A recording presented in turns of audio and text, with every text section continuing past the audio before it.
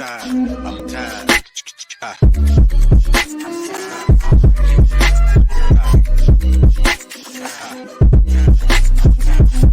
late morning program with Namras Podcast.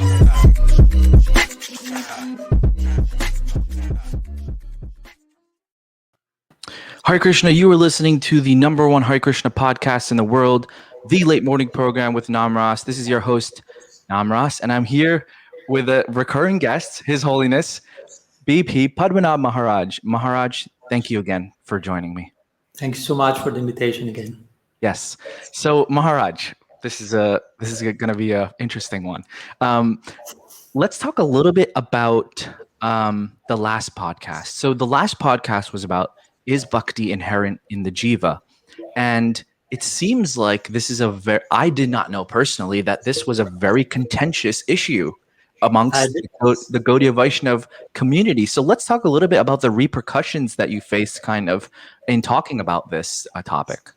Okay. Yeah, I did not know either that it was such a contentious topic myself. So I'm kind of also awakening to that fact, to that reality, which somehow further confirms what we were speaking in 1 month ago about the need for dialogue and the need for sitting together and at least start to hear each other and try to know each other and understand each other, because the fact that there is so much friction, if you will, in some topics, or even sometimes beyond the topic in itself, with some situation may be challenging our present conviction, that shows that there is some healthy need for dialogue. So regarding the repercussion of the podcast, of course, there were different types of repercussions from one extreme to the other. I mean, I remember someone wrote me from Bengal, asked me that if I could become his guru, to the other extreme, that I was a traitor to the whole sampradaya and the deviant and an aparadi. So you have all the nuanced shades in between as well. Yeah. But in general terms, of course, many devotees really appreciated the content and were nourished by it. But of course, to be fair, at the same time, there were some other members of the audience who disagreed with my points. Some of them, of course, the podcast was not only about the topic, but there were some focus in that direction. And there was some threat, as you may know, and many of you may know, after those days and weeks trying to communicate with each other. Unfortunately, at least in my consideration, in some cases, I felt the situation got a little bit heated and generally falling into very, common places, like accusing the other party, the anti-party, and this is the deviant, this is the sahaja, this is the aparadi. Basically, sometimes because one is saying something different from what that person was accustomed to hear from their guru. And I understand the situation, I understand how challenging that may be, but also I think that it's important not to very easily jump into some extreme emotionality and developing this mechanism of protection and seeing enemies around or something like that, and concluding even, I unfortunately have this type of exchanges, some people telling me only the people from my particular lineage is the only bona fide one, and whoever says something different, and so on. So I think these points confirm in a little bit what we were speaking in the first communication, our referred podcast, the 3 types of conversation, Sambad, Jalpa, Vitanda. How Sambad means we want to be defeated by truth. We don't want to defeat any other. There's no second party, anti-party, enemies, but we are sincerely trying to grasp the ultimate conclusions. So when I was thinking after all this coming and go, and after the podcast, I felt one of the symptoms that show we are not yet have reached the maturity of proper Vaishnava conversation is if I feel the necessity to attack the other person, for example, to establish my point, what sometimes is called the argument ad hominem, which means instead of attacking, quote unquote, of dealing with the point, I'm attacking the person presenting the point. So that means still I feel there is an enemy on the other side, someone that I have to defeat. Like one of our chairs will say, weak faith requires an enemy. So sometimes the perception of an enemy implies I don't have enough faith in myself or in my own points to make my own points positively, but I can only make my quote unquote points by criticizing the so-called enemy who has another view. I mean, so-called enemy, only because of having another view. But again, in a real debate, in a real Vaishnava conversation, nobody is to be defeated. Basically, both parties will be winning, and truth will prevail, and both will win because of having accepted truth, of having learned the respective lessons. So, and again, yeah, to engage in real debate, I think that qualification for that is to be willing to hear something we may disagree with, without the need of having to attack the quote-unquote anti-party. We should be willing to hear and deal with that in a gentle way, in a sober way, like the Goswamis themselves did in their books. They were addressing the opposing arguments, Advaita, Vedanta, and other sampradayas and lineages, without the need of demonizing anyone, without getting extremely emotional. And again, instead of doing that, quoting shastra and presenting their points in a really sober way. I remember when you were having this podcast with Lalita Madhav and Bhaktivinoda Thakur, and how he quoted this interesting point that Bhaktivinoda Thakur in one point mentioned the Bhagavatam was authored by someone with a pen name Vyasa, and then in the second edition of the Krishna Samhita, he kind of updated that and connected that opinion to the scholastics of the time, not so much himself. So Lalit Madhav was presenting this notion that he perceived a form of development of thought in the presentation of the Thakur. Yeah. And that should be the norm for all of us if we want to be part of such a dynamic school and lineage like the Bhaktivinoda Parivar. For me, it's like some form of scandal if sometimes we as members of the Bhaktivinoda Parivar may just limit ourselves to represent such a personality like Bhaktivinoda Thakur by simply limiting ourselves to regurgitating a dogma, sometimes for the sake of institutional chastity.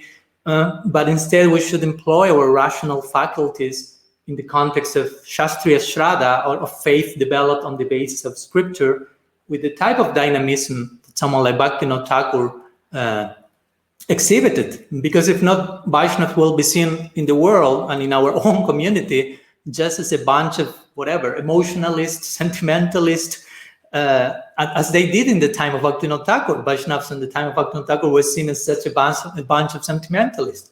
Bhaktivinoda Thakur trying to contribute with depth, thought, dynamism.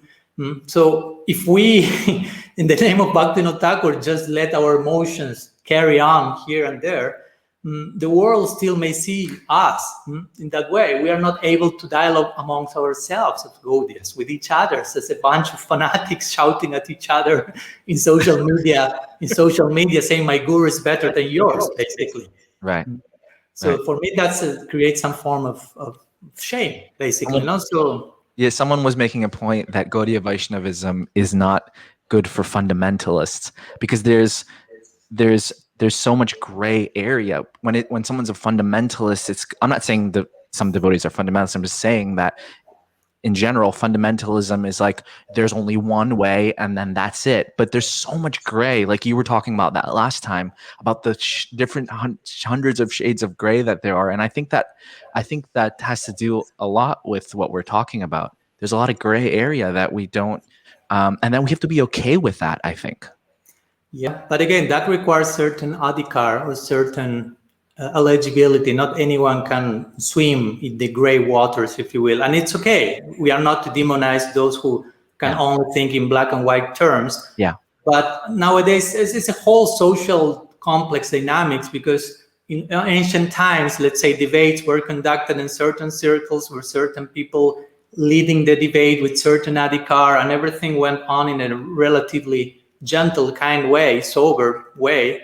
But nowadays, social media is just one click, and everyone has a keyboard in front of them and feels the right to share their opinion without maybe thinking too deeply about how much adhikar do I have to share my opinion with the world in extreme way, as I may be doing. No, so yeah, Vaishnavism, Gaudiya Vedanta is a very high, refined, and dynamic tradition, and all that can be dangerous, basically, if we do not have the willingness to transcend fundamentalism, to transcend black and white thinking, and enter into the areas of gray. And that requires, again, proper guidance. We may not be Madhyam Bhaktas or progressive Vaishnavas yet in the full sense of the term, but at least we should be guiding our actions and thoughts by someone who is with that standing. That will guarantee that we will be protected, because if that's not there, there's some danger for aparat, there's some danger for fundamentalism applied to other Vaishnavas who just may be thinking differently from me. And I may just be feeling they are enemies, they are against me, they are insulting the whole parivar, and maybe that's not the case. Maybe they are looking for truth, maybe even more sincerely than me. That can happen. Yeah. So we should be open for that, because if not, everything ends up being really fundamentally things. And people was telling me also these days, like, okay, you have to go through your guru, you are jumping through your guru and saying what the Goswamis are saying. But I was saying to them, but what if we are speaking in a public debate about this topic to a wide audience that not necessarily are members from the Bhaktivinoda Parivar? You cannot just impose on them what Bhaktivinoda Thakur say, which is so unique about him. We have to be able to dialogue in a more universal realm, basically, with full consensus about certain books and some shastra consensus. As we quoted, I remember I quoted Srila Prabhupada from Chaitanya Charitamrita, which says, we should accept Guru, Shastra, and Sadhu, but the actual center is Shastra. And if the Guru or the Sadhu do not speak according to Shastra, they are not Guru nor Sadhu. So Shastra is the center for all. And he concludes saying, unfortunately, at the present moment, people do not refer to the Shastras.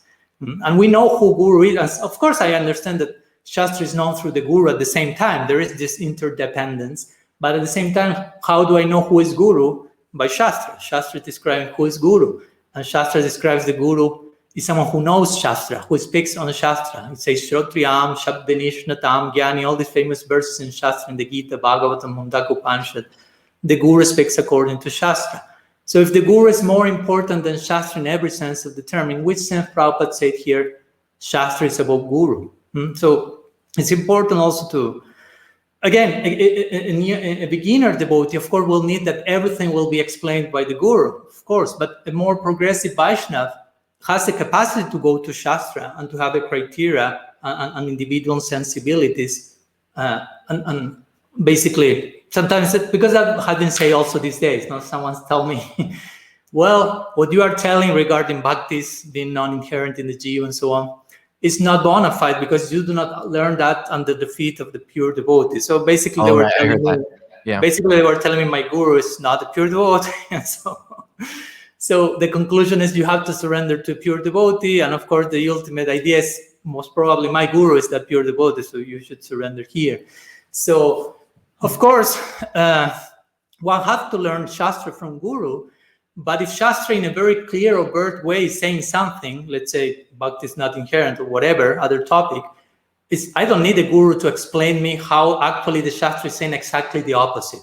No, I mean, if Shastra is saying something very clearly, the Guru will expand on the intricacies of that obvious truth, the Mukhya Vritti, the direct meaning.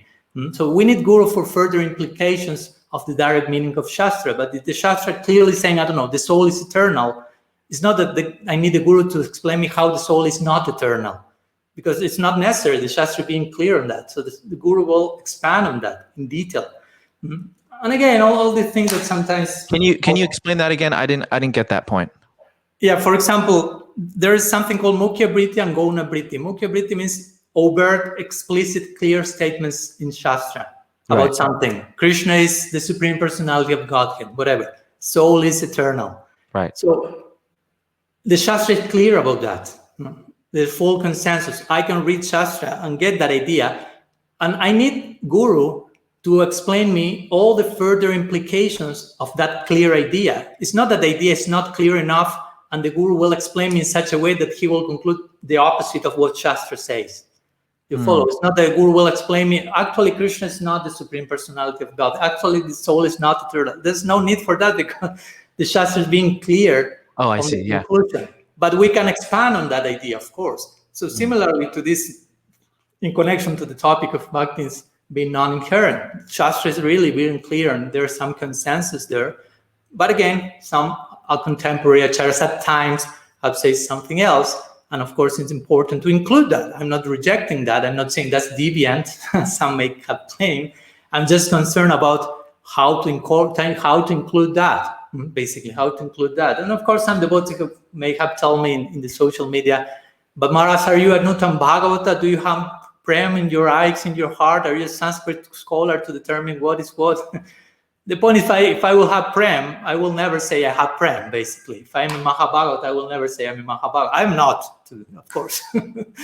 And if I'm a real Sanskrit scholar, a humble one, I will never say I'm a real Sanskrit scholar. So this type of questioning of the person who is presenting the argument is some form of dead end, which really do not go to the end of the whole thing, basically. No? Right. And something I would like to mention, if we have some brief minutes in this connection also, please, yeah. That's something that I already mentioned in the previous lecture, so with the permission of all of you, I may repeat myself briefly, but ideally how to address this type of sambad or healthy conversation in the quest of Siddhanta is to establish first praman before prameya, which is the scriptural epistemological source we will use before the topic in itself that wants to be established. So for us as Gaudiyas, as a general as Gaudiyas, not limiting ourselves to one particular lineage, the Srimad Bhagavatam and the books of the Goswamis are our foundational canon, basically. Even the books of the Goswamis are foundational canon about the Bhagavatam, are our Mula Granthas, because why? In one sense, the Bhagavatam is our main book, but we are reading the Bhagavatam through the lens of the Goswamis. We are reading the Bhagavatam through the tikas, the commentaries of the Goswamis. And other Sampradayas will read the Bhagavatam and will find something different. And so these commentaries of the Goswamis, along with the Goswamis on books, are our Bhagavata. That constitutes what we call Gaudiya Vedanta.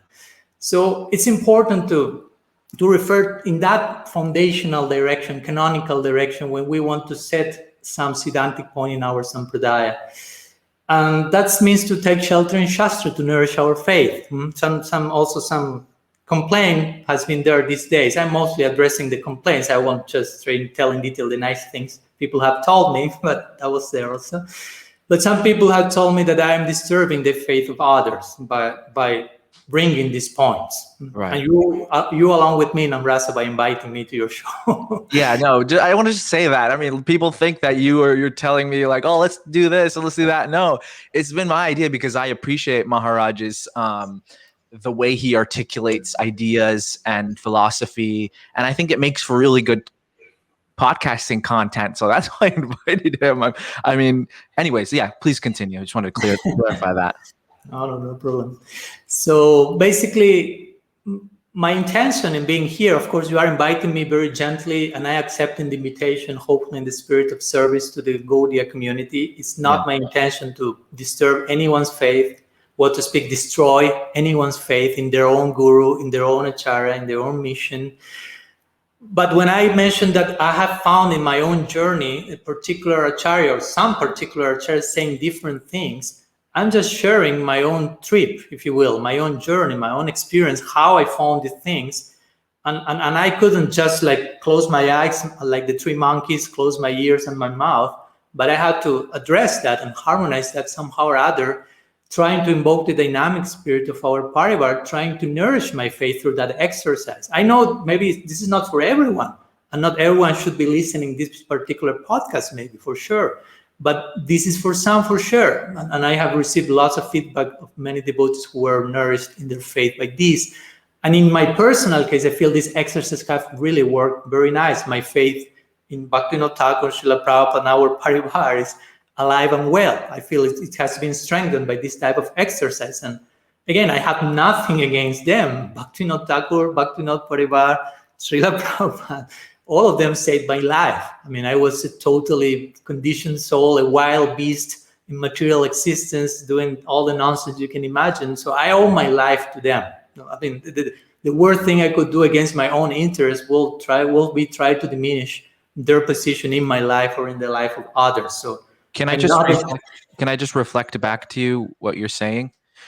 Yes. You're saying that this exercise of reconciling different things that have been spoken by the acharyas, is your personal journey, and you're sharing that personal journey, and that you don't have any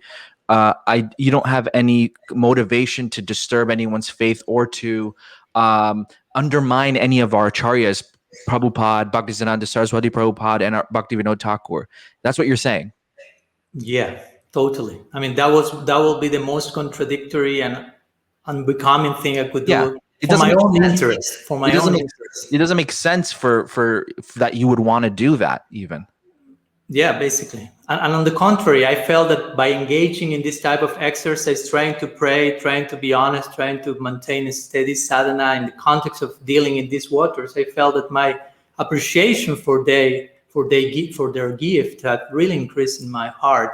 And I feel that some others also see this appreciation being increased in their hearts as well. So, and I know it's complex because for some other people that may not be the case.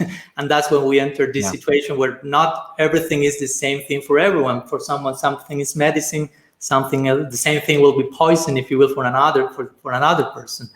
So I know that some of these topics may be challenging, and I acknowledge that I have inherited somehow from my own Guru Maharaj and Vishnupad Srila Tripurari Maharaj and some other Param Guru Devs like Srila Siddhar Maharaj, some challenging views that try to take us in a hopefully compassionate way from the comfort zone and trying to invite people, starting with myself, thinking from a different angle of view, hopefully all this in the context of Shastra.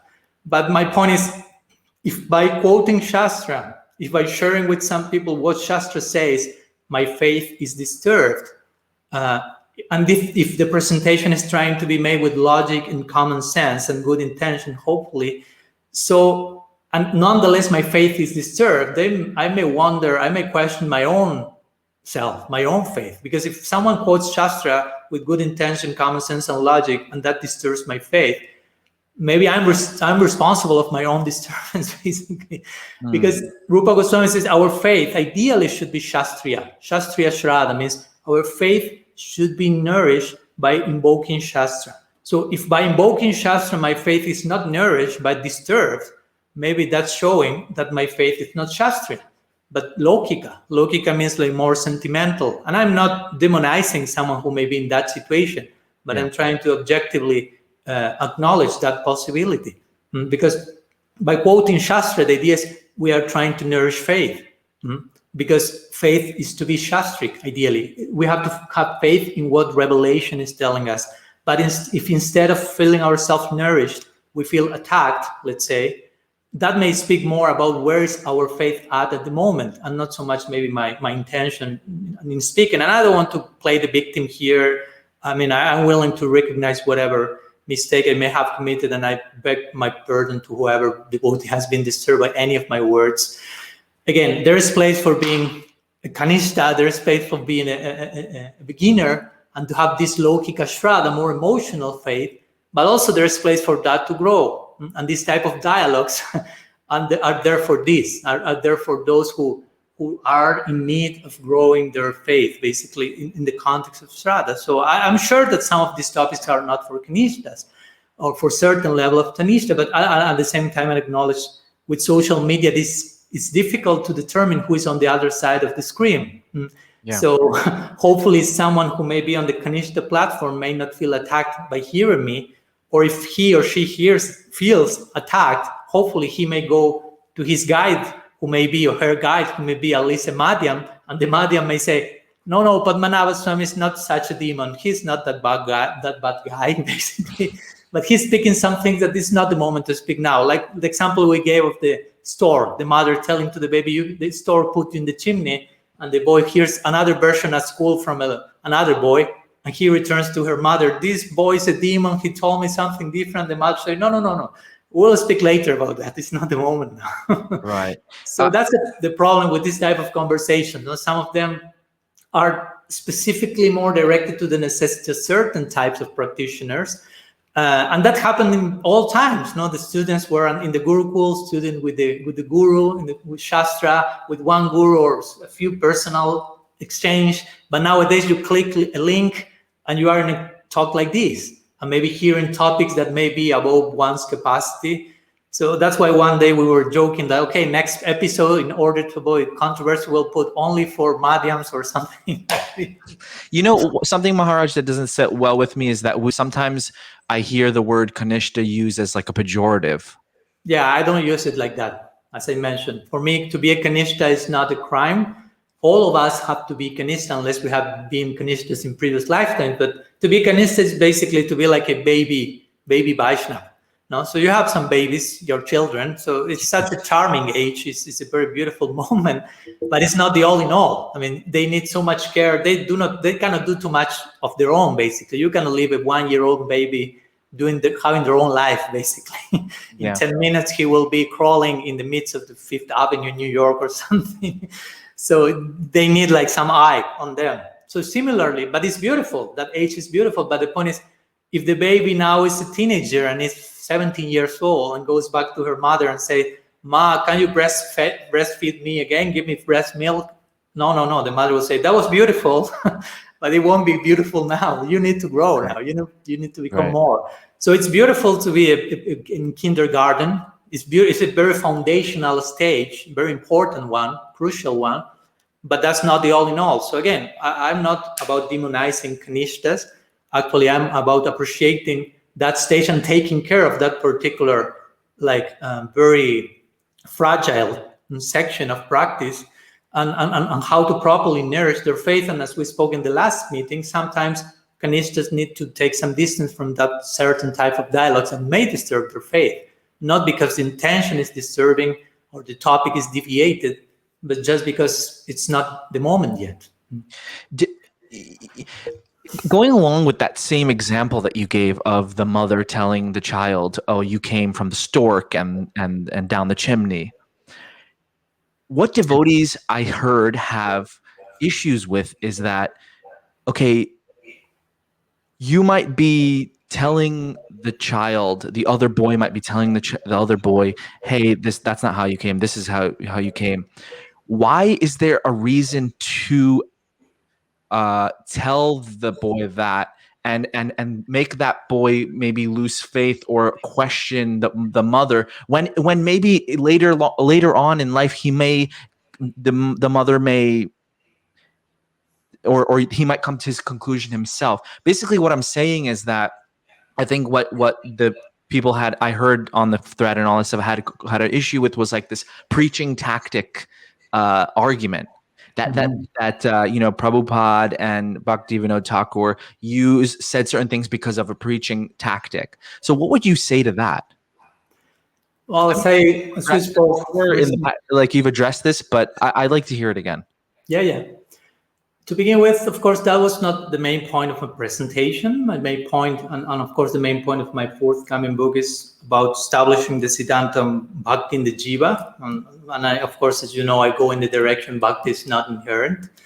But, of course, at the same time, the other section is, well, how do I understand some differing opinions mentioned by some of the more contemporary acharyas that seem to contradict that premise, at least at times, not always. Not always. That's the most interesting thing. And of course, I tried to conjecture as much as I could in the best possible way. I do not claim this is the ultimate truth and the last deepest Siddhanta and conclusion in that particular direction. It was a preaching strategy. That was my conjecture and how I tried to solve that. And I tried to harmonize and integrate all the different statements that I found. Because if I over-absolutize what more contemporary acharyas said, that will relativize what the Goswamis said in the original texts. No? So that happens as well. So the point is how to harmonize the two. So I know that the term preaching strategy doesn't sit well. I may consider using some other expression in the future. Because I know that there is very deep ingrained, like even subconscious reactions in us that, okay, they are manipulating us, they are lying to us, they are calculating something, and they are cheating us, and we don't want to be cheated. We came to Krishna consciousness exactly for the opposite reason. So it may sound like a little bit shocking in that connection. But again, as I have tried to explain, there is a place for that in a protective and nourishing place. So going to the example of the stork and the chimney, you may say, well, the boy doesn't need anyone to tell that anything, and he will realize for himself.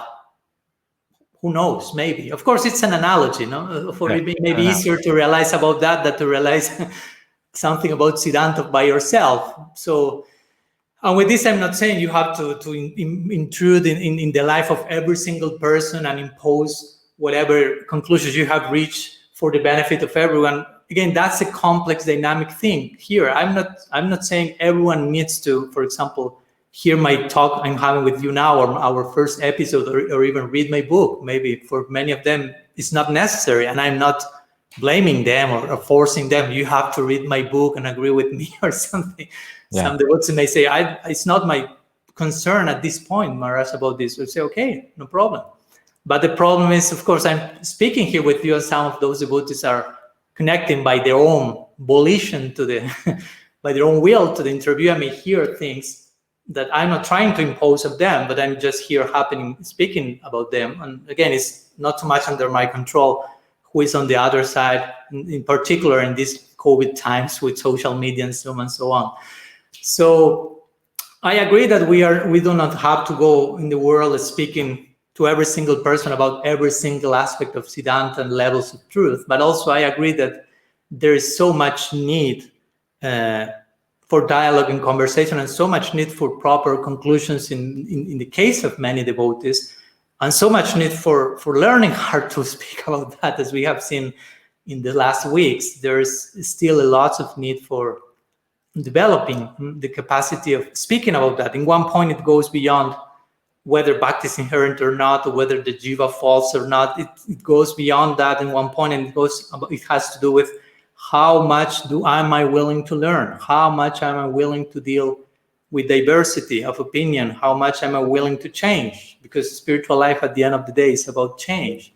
So sometimes this is the underlying principle that takes the form of this particular topic or the other.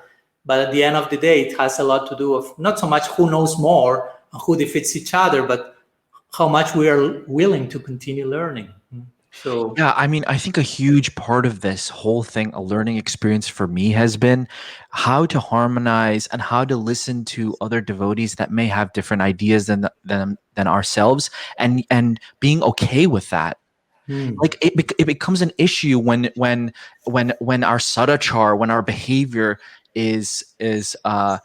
becomes like offensive and defensive towards other Vaishnavas because they might have a different idea. Like, do we all have to agree on things? Like, we don't. Like, we really don't, I don't think. And the consensus, we don't have to have a consensus, right? Mm-hmm. Of course, in certain things we need. I mean, we need to have consensus. Again, as I mentioned, Krishna is the Supreme Personality of God. As Gaudiya, certain things we will agree. Certain other things we are trying to agree, at least to begin to speak.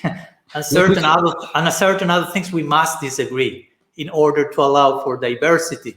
No, and even if in those things, like these things that we are speaking now, whether bhakti is inherent or not, I mean, I'm not thinking I will convince the whole Gaudiya community about my point. I'm not thinking that, but I'm willing to speak and to learn and to dialogue with people, as you mentioned. Even if I have my own stance, opinion on the topic, and I'm convinced about that, it doesn't mean we cannot speak. It doesn't mean I have to become emotional if you disagree with me. And that's a very important exercise, to expose yourself to some diverse opinion and look at yourself, what happened in your blood, if you will, when someone is saying something different from you and it's convinced about that. Do you feel the person is threatening you, is an enemy? Which subjective opinion you are projecting onto the environment? Because a lot of things that happen at that moment has to do with our own situation, not so much with someone else outside. So yes, I agree. We have lots to learn as community, and allowing diversity to nourish us, even if it takes the form of disagreement.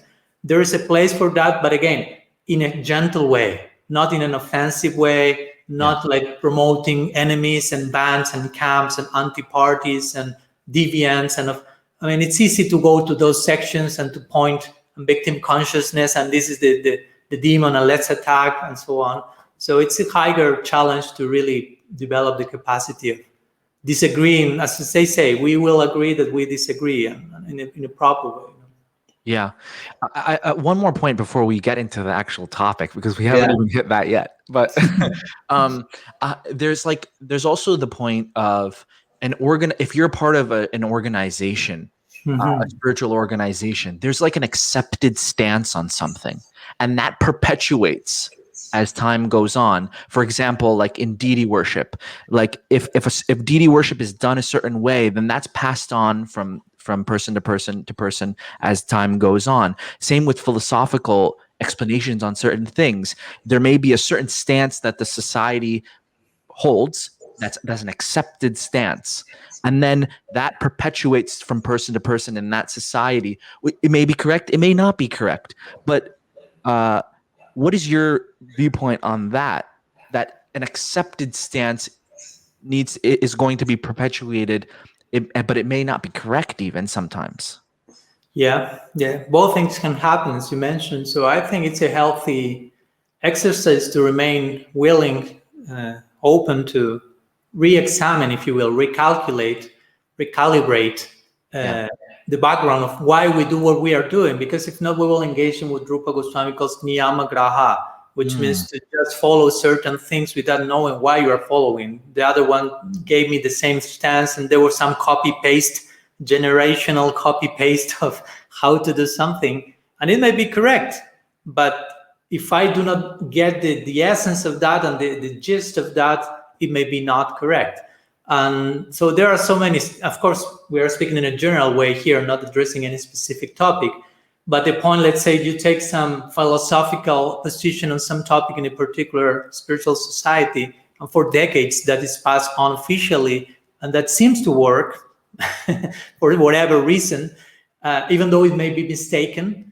And eventually, after some decades or generations, whatever, some other texts come and show there was not the proper understanding. Whatever the case, I'm not speaking about anything in particular. Yeah. So the point is, the important thing here is the willingness to re-examine one's understanding, to not be so sure about I'm doing everything perfectly. No, that's sometimes the danger that may like be some form of spiritual bypassing. No, I'm in proper lineage, the most bona fide parampara. I'm receiving everything in the most pure way. So sometimes all these type of notions take me to the idea of there's nothing to be revisited. Everything is perfectly in place, and we just have to continue passing on the model. And I'm not saying that everything in that model is wrong at all. Probably everything mostly is right, but sometimes generation after generation in time, society, people, communication, things may get distorted or may need some update, some relative situations. There are, of course, you have the absolute philosophical principles, but also you have the relative circumstantial adjustments. So sometimes one thing may be confused with the other, and so on. So it's the role of every member of the parampara to contribute by thinking deeply about that. We can be parrots in just parroting something without understanding, or we can be parrots as Sukadev Goswami, like biting the fruit and making it sweeter. So that's what's expected from us as members of the parampara, making that contribution. Right. Okay, so Maharaj, let's get into the topic today. Yes. The fall of the Jiva. So for those of you who don't know, this is a philosophical point regarding how did we end up here in the material world? How did the Jiva end up here in the material world? So myself being a member of ISKCON, the ISKCON official stance, I believe, there was a paper written about this, and the GBC, I think, voted in 1995, I believe, about the stance. And the stance is that we fell from the spiritual world to the material world here. And Prabhupada said that we fell a number of times in conversations or letters, but also in the books, he said that the conclusion is that the Jiva can never fall from Vaikuntha. So let's talk a little bit about that. Your understanding of that point, and then also how to kind of harmonize the apparent contradictions in these statements. Mm-hmm. So again, we here have another example of apparent contradiction. We are not here promoting Prabhupada is contradicted, Prabhupada doesn't know the Siddhanta, Prabhupada is confusing us. Nobody's saying that. Yeah. But we are trying to honestly acknowledge there are different types of statements. So we have to do something with that. As we mentioned, we cannot just cherry pick whatever is more comfortable for us and just forget the other thing. So in this sense, many of the points from our first episode also apply to the criteria to deal with today's topic. But of course, I won't repeat myself in detail. But I imagine most of you have watched that. But if not, you can check that, and many criteria are present there and how to deal with certain apparent contradictions and controversies. So regarding the fall of the Jiva issue, yeah, there is some, if you will, mixed opinion, and we have seen that in the thread. You published the flyer of this meeting some days back, and the podcast already began without my participation some days back, with hundreds of messages in different directions. So that showed that there was some divided notion in this connection. Yes, because Srila Prabhupada seemed to have said both things, and not only in letters. Because sometimes they say, yes, okay, in letters Prabhupada say we fell from Vaikuntha, but in his books, he said we never fell from Vaikuntha. And while that's mostly the case in quantity of statements, also he has said in his books certain things that lend themselves to be interpreted as we fell. So I have one quote here. With your permission, I may share that with you. please. This is one excerpt from Srila Prabhupada's purport to 4th Canto, 28th chapter, verse 53 from the Srimad Bhagavatam. So he's saying, when the living entities desire to enjoy themselves, they develop a consciousness of duality and come to hate the service of the Lord. In this way, the living entities fall into the material world. When the living entity wants to become Krishna himself or imitate Krishna, he falls down into the material world. By misusing his independence, the living entity falls down from the service of the Lord and takes a position in this material world as an enjoyer. So that seems, I mean, again, he's not maybe directly saying you fell from Vaikuntha, but it lends itself to be interpreted in that way. And as you may know, many devotees have taken this particular purport as well as some others. And these verses from the Bhagavatam in this section as, okay, here we have the shastric proof that we fell from Vaikuntha, from Golok, from the spiritual world. Now, something important to consider in this section of the Bhagavatam is that this section is an allegorical section. It's not speaking about literally about falling from Vaikuntha. You can prove that by many ways. One, that any other Acharya, Vishwanath Chakravarti Thakur, Goswamis, commented on these verses like indicating a possible falling from Vaikuntha or Golok. And at the end of this chapter, the very last verse, verse 65 of this 28th chapter of 4th Canto, after narrating this allegorical story to the king Prachinabarhi, Narad Muni, who is the one speaking here, he concludes in the last verse of this chapter, mentioning the purpose of all this story, allegorical one, was not to indicate that we fell from the Nitya Lila of Bhagavan, but basically to share some analogies in the context of self-realization. So that also puts the whole thing in another context, because as we mentioned, who says that? Narad Muni, last verse of this same chapter in the Bhagavad. Okay. So mentioning all this that I mentioned is not to point we fell from Vaikuntha, but is speaking about, basically, as I mentioned, certain analogies, allegorical notions in the context of self-realization. Right. So that's on one side, the so-called section of the Bhagavatam, apart from letters that we know that Prabhupada mentioned to some of his disciples even more explicitly, you fell from Vaikuntha, you were with Krishna, and so on. And of course, we have the other type of statements when Srila Prabhupada very overtly, clearly says, in this case, we don't fall from Vaikuntha. For example, the main part that I will go is the only place in the Bhagavatam where clearly this topic is addressed, which is in the 7th canto and the 1st chapter, 35 verse, and the section where Jai and Vijay are quote-unquote falling from Vaikuntha. Right. And at that point, when the narration is taking place, Yudhishthira Maharaj hears, Jai and Vijay fell from Vaikuntha, and he kind of asks Narad Muni, who is from whom he's hearing, how can someone fall from Vaikuntha? He kind of asks in a rhetorical question, like how can someone possibly fall from Vaikuntha? And of course, the reply will be nobody falls from Vaikuntha. And Srila Prabhupada makes that point in his purport to this verse. Let me share that with you. This is the only place in the Bhagavatam when this question is raised. So Prabhupada says, from authoritative sources, it can be discerned that associates of Lord Vishnu who descend from Vaikuntha do not actually fall. Therefore, it is to be understood that when Jai and Vijay descended to this material world, they came because there was something to be done for the Supreme Personality of Godhead. Otherwise, it is a fact that no one falls from Vaikuntha.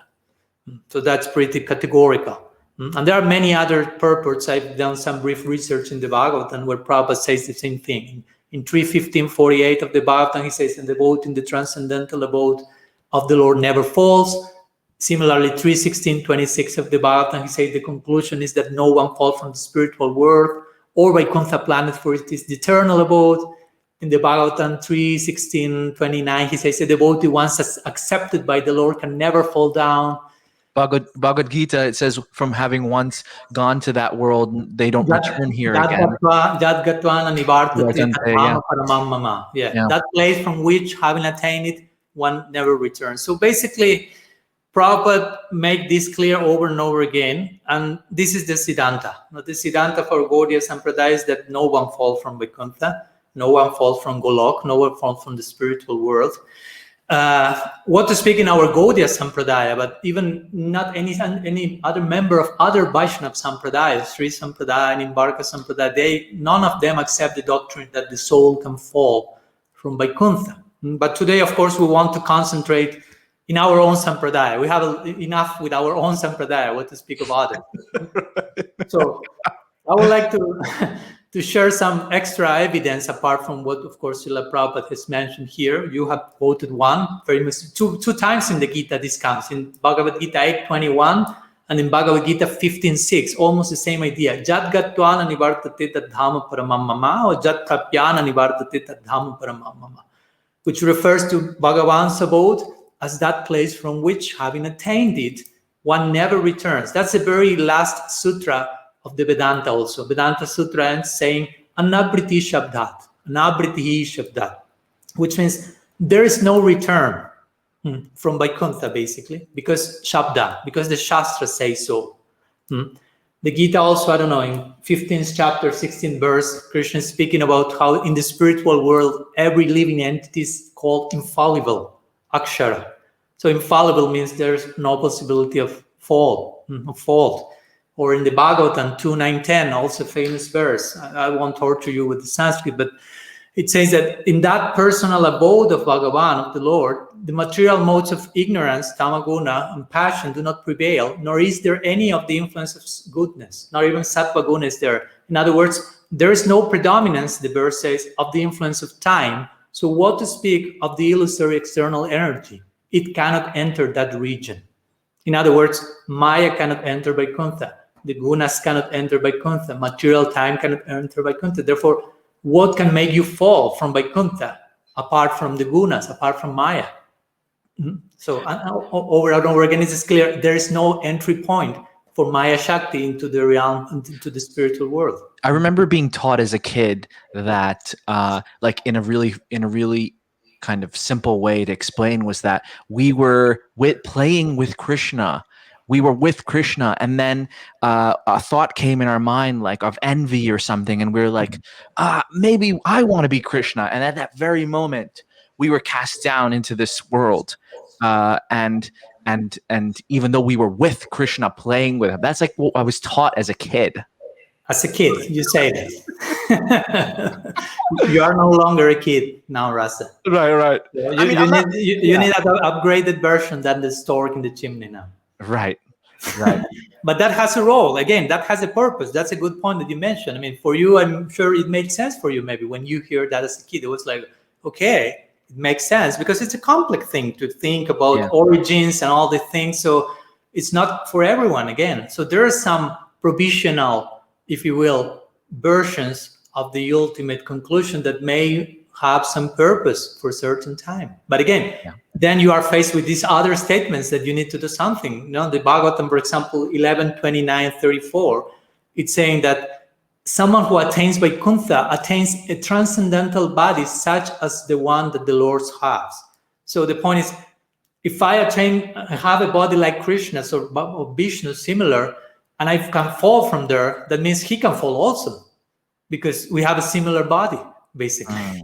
We have a similar existence. And again, you mentioned, you became envious of Krishna, but what does it mean became envious of Krishna? Envy means Maya, the gunas. So again, there is no entry point of the gunas. Right. So, and again, beyond Bhagavad Gita, beyond Bhagavatam, beyond quote unquote, apart from, especially for us Gaudiyas, as we mentioned before, we have the need to go into the books of the Goswamis where they deal with this topic in a really interesting way. Now, sometimes I know some devotees may say, we don't need the books of the Goswamis, only Srila Prabhupada's books. Everything is there. He gave us everything. And you are right, because Prabhupada gave us the Goswamis. No? And in his books, he pointed to the books of the Goswamis over and over again. The other day I was reading Srila Prabhupada's very first purport to the very first verse, very first chapter, very first canto of the Bhagavatam. And he's saying that within the past 500 years, many erudite scholars and acharyas like Jiva Goswami, Sanatana Goswami, Vishwanath Chakravarti Thakur, Vallabhacharya, even other Sampradaya, and many other distinguished scholars, even after the time of Lord Chaitanya, made elaborate commentaries on the Bhagavatam.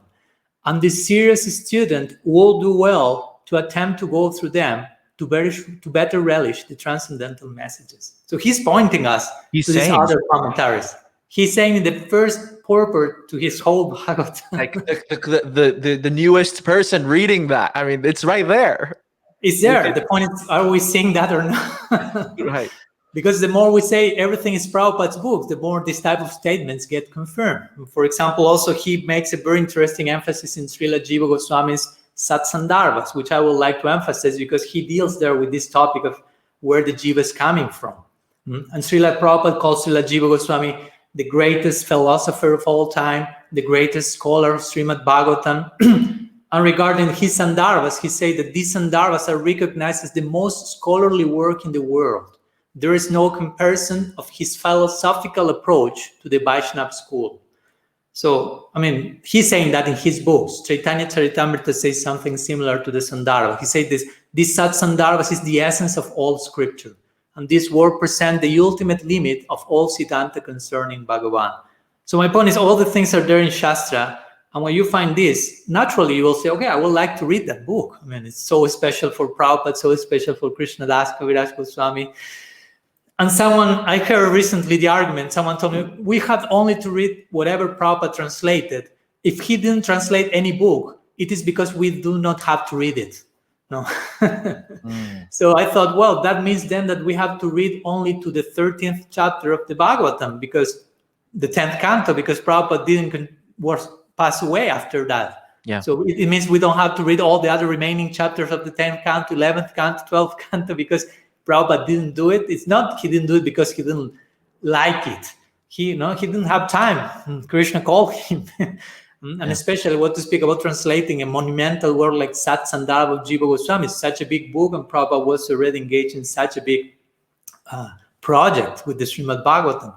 So let me go for a minute to this Sat Sandarbha of Srila Jiva Goswami, because he deals with this topic there in detail. For example, Sat Sandarbha is divided in 6. It's 6 treatises. One of them called Bhagavat Sandarbha. And in chapter 61, the chapters there are called Anuchedas. In chapter 61 of Bhagavat Sandarbha, Srila Jiva Goswami mentions 10 characteristics, 10 attributes of Vaikuntha. And he says the third attribute of Vaikuntha is those who have arrived there never fall. And therefore he mentions nobody falls from Vaikuntha. The 63rd Anucheda of Bhagavat Sandarbha is called no one falls from Vaikuntha. Tatosh Kalanam. One can study, for those who would like to do some detailed research, you can study Anucheda 61 to 70 even. And there's Srila Jiva Goswami, who is our Tattvacharya, important term for us, which means from the 6th Goswami, he especially has been empowered by Mahaprabhu to establish the theology and the Siddhantic conclusions of our Gaudiya Sampradaya. So there Jiva Goswami refers to Vaikuntha as Achyutapada. Achyutapada means place of no fall down. A platform, infallible platform, basically. And there, of course, beyond quoting verses and doing copy-paste with Shastra, also we have to exercise our common sense. So we have to think, okay, if I'm in Vaikuntha or in Golok Vrindavan, that means the platform of pure love, fully inhabited by Swarup Shakti. There's no other influence apart from Prem, the most powerful energy of Bhagavan. So if some devotee falls from the shelter of the Swarup Shakti, it means, and the Swarup Shakti is the most powerful energy of Bhagavan, this implies that there is something more powerful than the Swarup Shakti. But we never hear anywhere that there's something more powerful than the Swarup Shakti. Swarup Shakti is so powerful that it attracts Krishna himself, Sri Krishna Karshini. And the inhabitants of the spiritual world, technically speaking, they do not have love for Krishna. They are made of love for Krishna. They are love of Krishna personified. Sometimes they are called ragatmikas. The whole atma or being is made of raga, of love for Krishna. So what can make you fall? So if you are a perfected devotee cannot engage in sin. There is no envy in Golok, just in case. And a perfected devotee cannot engage in aparad. They are not aware of Maya there. I mean, there's no awareness that there is something called Maya Shakti. There's only predominance of Swarup Shakti. Yeah. So if you suggest Maya Shakti can have some influence in a resident of the spiritual world, basically you're saying Swarup Shakti is fallible because they are made of that.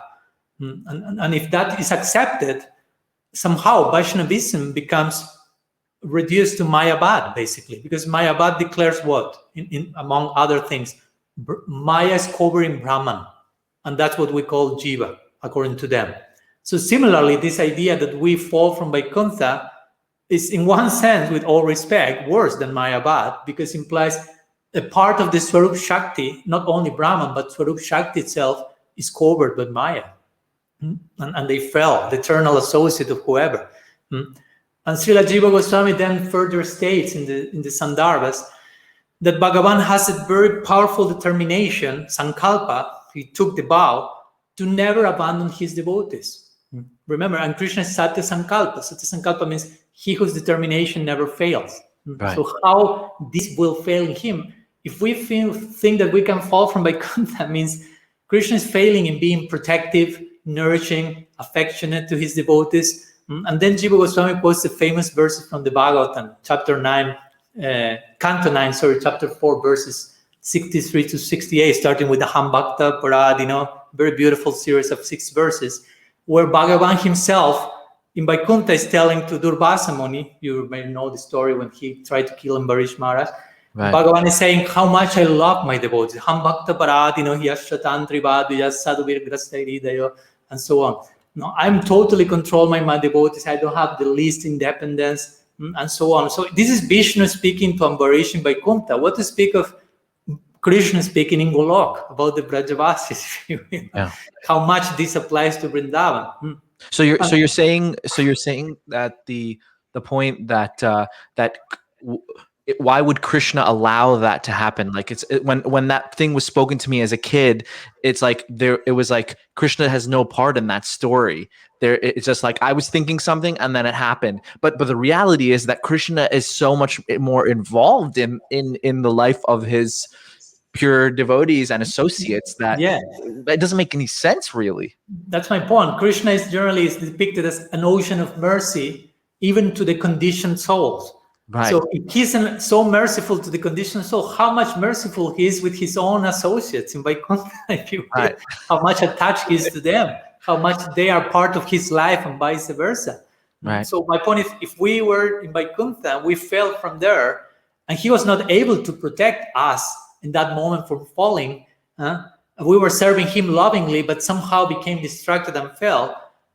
And he was not able to guarantee protection. Why should we believe in him now and go again there with the risk of falling again or something like that? Yeah. So the idea that actually the very word Vaikuntha means no limits or without anxiety. So try to imagine, according to this doctrine, all of the jivas in every single planet fall from Vaikuntha. So you can imagine a lot of jivas are falling constantly. So and the place is called free from anxiety. Try to imagine being a place where you may be the next falling from Vaikuntha, but the place called without anxiety is kind of ironic, sarcastic even. Right. The place should be called Sakunta, which means the abode of full anxiety, because everyone is falling after the other. Maybe I'm next one. I mean, that's not free from anxiety whatsoever. Right. And the point, even if you want to play out some further philosophical implications, if one devotee attain Vaikuntha, I mean, you cannot, even if you would like to recall your former material experience, you cannot do that because you no longer have a subtle body in which all the samskars, all the impressions are stored. Right. Rupa Goswami mentions this in the Bhakti Rasamrita Sindhu 1.1.23. He says, Bhakti destroys all varieties of karma, includes your subtle body, gross body, impressions. So that's not possible. And Krishna, going back to Krishna for a moment, as you mentioned, if Krishna's eternal associate fall, that makes Krishna less, because one of the 4 unique attributes of Krishna that Rupa Goswami also mentions that make Krishna unique even above Narayan are Prem Madhurya, Lila Madhurya, and of course Rupa Madhurya and Venu Madhurya. But Prem Madhurya and Lila Madhurya means Krishna has a very unique type of Prem for his devotees. So if Krishna has a unique type of Prem for his devotees that defines him, but those devotees at some point fell, he cannot express that Prem towards those devotees because now they are fallen. So Krishna has become less. That unique quality that made Krishna unique, Prem Madhurya, is no longer operative with that particular devotee because he's no longer in Vaikuntha. Or Lila Madhurya, Krishna has very unique pastimes with his devotees. But if those devotees fall, so Krishna's Lila Madhurya will become affected because those devotees are no longer there. So Krishna himself is becoming less. So this theory is not only making less of Vaikuntha, but of Krishna himself, basically, no? And Right. And Rupa Goswami also makes this point when he speaks about different types of jivas. He mentions Nityavadas, Nityasiddhas, Sadhana Siddhas, and Kripa Siddhas. And we can speak about sadhakas ourselves, who are in between, being perfected, not yet, but not longer conditioned souls in every sense of the term. But the point is, according to the list of different types of souls, eternally conditioned, eternally perfected, perfected through practice, perfected through extreme mercy, and the practitioners, according to this list, none of them could have been previously in Golok Vrindavan. Because, again, not a Nityabada, which means always conditioned, not a Nityasiddha, because it means always enlightened, and so on. And I don't want to go into the details. But even if you, for a moment, consider this idea of her, the Nityasiddhas may fall. I mean, what does it imply? Lalita Sakhi may fall at any moment. Jashoda will fall. Purnamasi may fall. If the Nityasiddhas fall, they cannot be called Nityasiddhas after they're falling. Because if they fall from Golok and then they return, they will call Sadhana Siddhas because they return, they attain perfection through practice. Sadhana. Yeah. Exactly. So the term Nityasiddha is no longer applicable. And that change also do not fit properly with the permanent eternal atmosphere in Vaikuntha. What Nityasiddha means there's always Nanda Maharaj, there's always Jashoda, there's always Krishna. That cannot be interrupted. The flow of the Lila cannot be interrupted. So in conclusion, basically, the fall of Vaikuntha basically is not mentioned in one single verse in Shastra, overtly. And if we accept the theory, somehow, again, we are accepting that some material concepts like Maya Shakti are infiltrating in Vaikuntha and its inhabitants, Krishna included. And of course, I know there are some arguments, and I don't know if you have some minutes, we can address some of the brief arguments. Sometimes we have plenty of time, Maharaj. Or maybe you have some arguments you may like to present. Well, I wanted to make a few points. Yeah. One of them being the so if we didn't fall from Vaikuntha, some Gaudiya Vaishnavas say that we fell from somewhere else. Yeah. But can I address some arguments related to the last ones related to fall from Vaikuntha before going to somewhere else? Yes, you can. But also, I want to also discuss. There's a paper that was written about the official ISKCON position. So if you could, after you say what you want to say, I want to kind of talk about that a little bit. Yeah. No, basically, I was mentioning some devotees may say, okay, but sometimes we are described as fallen. Jivas fallen in the world. The expression is used here and there. Right. And some may say, okay, but if you are falling, it means you have to fall from a non-fallen place, because every other place is already falling in the material world. So it means we fell from Vaikuntha because that's the only non-fallen place you can fall from.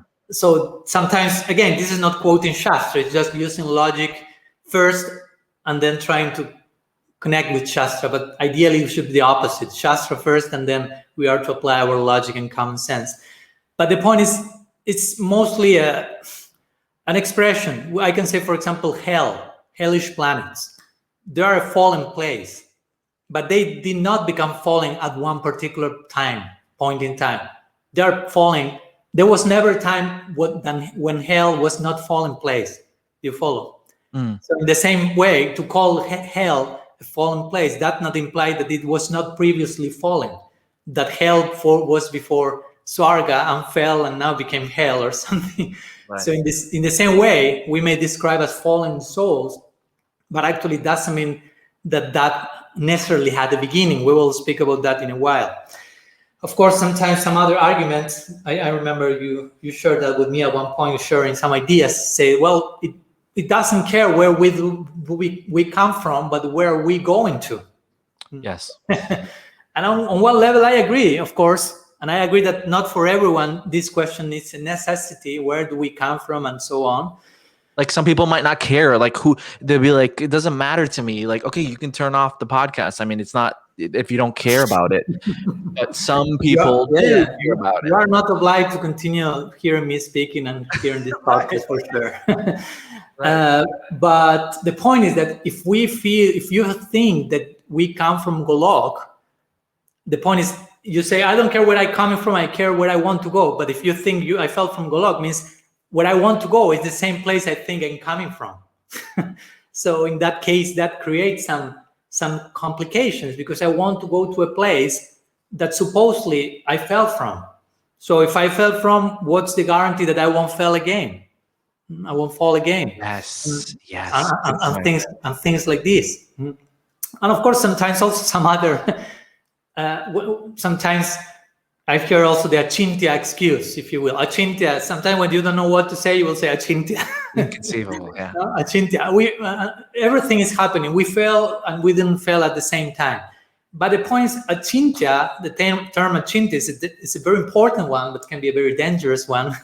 Achintya is not to be invoked when trying to do away with something that we cannot understand. No, it's not just like the last resort when I don't know what to say, achintya. But actually, achintya has a lot to do with the process of how to understand everything. Srila Jiva Goswami describes achintya not as something we cannot understand, but as those things that we can only understand by referring to shastra. If we do not refer to shastra, certain things will remain achintya. And the only way for them to not be achintya and conceivable is to take shelter in shastra. And when you go to shastra, achintya stop being achintya, if you will. So interestingly, that's the main idea of achintya. It's not something that I don't know. It's achintya, but it's I don't know. But shastra knows. And if we go to shastra, we'll realize, what's the meaning of shastra? Some brief words, with your permission, about shastra, because an important point for me. Shastra implies to know those things that we cannot know otherwise, basically. Shastra is the absolute itself, God himself extending himself to us, the infinite becoming himself available, knowable to the finite, ourself. Shastra represents a comprehensive means of knowing by, as my Guru Maharaj will say, by which we feel there's nothing left to be known. No? Full, comprehensive revelation, satisfaction. So Shastra has this type of style, if you will. You hear something and makes perfect sense, but at the same time, you will have never thought about that by yourself, independently of Shastra. But when you go to Shastra, it's perfectly clear, and it makes perfect sense. So again, our faith, as I mentioned in the beginning, and with this I'm finishing this point, is to be Shastriya. Faith has to be developed in the context of what Shastra is telling. Rupa Goswami also uses the word Shastra Yukti. We have to use our head, my Guru Maharaj will say, to soften our heart. We have to think in order to melt our heart. But do not try to soften your heart without applying your intellect in the context of Shastra. That's the important point. Now, try to use your head to soften your heart, but do not try to soften your heart without using your head in the proper way, in the context of, again, what Shastra is saying. So attaining Siddhanta implies a lot of do with harmonizing, Sangati, reconciliation. If we are not willing to do that, maybe it's not our task, but someone has to do that, because if not, it will be only cherry picking. So the idea of falling from Vaikuntha is is basically not, it's counterintuitive to what Shastra is saying, basically. And Question. sorry? I have a question. Yeah. I like that point that you said about Shastra is Bhagavan becoming available to us. But how does that practically work in the sense of we've always been told that, okay, we can't read it, we can't understand everything that's in Shastra. It needs to be explained to us by the self-realized person who, like the book Bhagavat and the person Bhagavat. It's like, so the point that you're saying about that we're getting perfect knowledge from Shastra, but there's that explanation that needs to come toward us. How do we reconcile that from what you're saying? Well, basically, that's present, of course, for sure. I mean, our tradition in particular is a very ongoing commentatorial. I don't know if that word exists whatsoever. Well, it exists now. Of commentaries. And Right. That's an important point I wanted to make, that Shastra is saying something, and the sadhu is with his own, her own, sadhvi, with his own life and example. For example, Srila Sridhar Maharaj will say, the newspaper will say, today it will be raining. But if you squeeze the newspaper, water won't come out of that. you need to go out and enter in touch directly with rain. So somehow also the Shastra is pointing, and it's the absolute itself revealing in certain direction, but at the same time, all those ideas and all those truths are becoming fully alive in the person of the sadhus in our lives. So, and that's why this is an interesting point I want to mention, because someone may say, okay, so therefore there are many sadhus and the parampara are contributing with different commentaries. And even though the Shastra originally reveals something, whatever conclusion, there is place for the development of Siddhanta. There is place for that. For example, the 6 Goswamis did not speak clearly, overtly about, for example, Nitya Lila with Mahaprabhu in Nitya Navadvip. But some other members of the parampara presented that idea after the Goswamis. Actually, I plan to write a second book after the one I'm writing in this connection. Wow. But the point is, there is place for certain development of the Siddhanta, as much as those developments are not contradicting the original Siddhanta. So my point, if the Shastra is saying we don't fall from Vaikuntha, and some Acharya says at some moment we fall from Vaikuntha, that's not the development of Siddhanta, because that opposes Siddhanta. It's not the development of Siddhanta. Of course, with this, I'm not saying that person is deviated. I'm not demonizing anyone. I'm just saying, let's analyze why he or she say that. It's not that because Prabhupada at one point said to someone, we fell from Vaikuntha, from that moment on, some souls started to fall from Vaikuntha because Prabhupada says so. And because before Prabhupada, since nobody said that, nobody was falling from Vaikuntha, but after that, that started to happen. It doesn't work like that. So yes, we see it. For moments Prabhupada say this, but in many other occasions, he very clearly established which is the Siddhanta on this topic. So, of course, I imagine next question may be how to understand what Prabhupada said. I mean, you were kind of going in circles in the sense of, because we're coming back to that same point. But sometimes I feel like we could take Prabhupada out of the parampara and kind of make it like he made his own philosophy regarding things, when that is actually not true. He was simply coming and revealing or kind of communicating Siddhanta according to the previous acharyas that have always been there, and I think like it's definitely, I feel personally that it's a disservice to pull Prabhupada out of the parampara and say, and in a mood of glorification that, oh, he created his own thing, and it's like divorcing him from the rest of the parampara.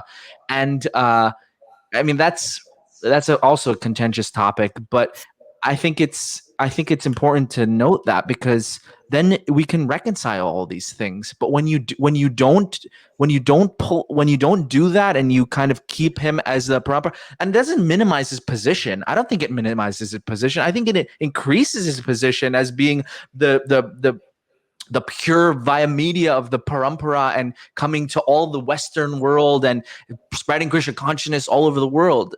I think it's a anyway, just wanted to share that. Yeah, totally agree with that.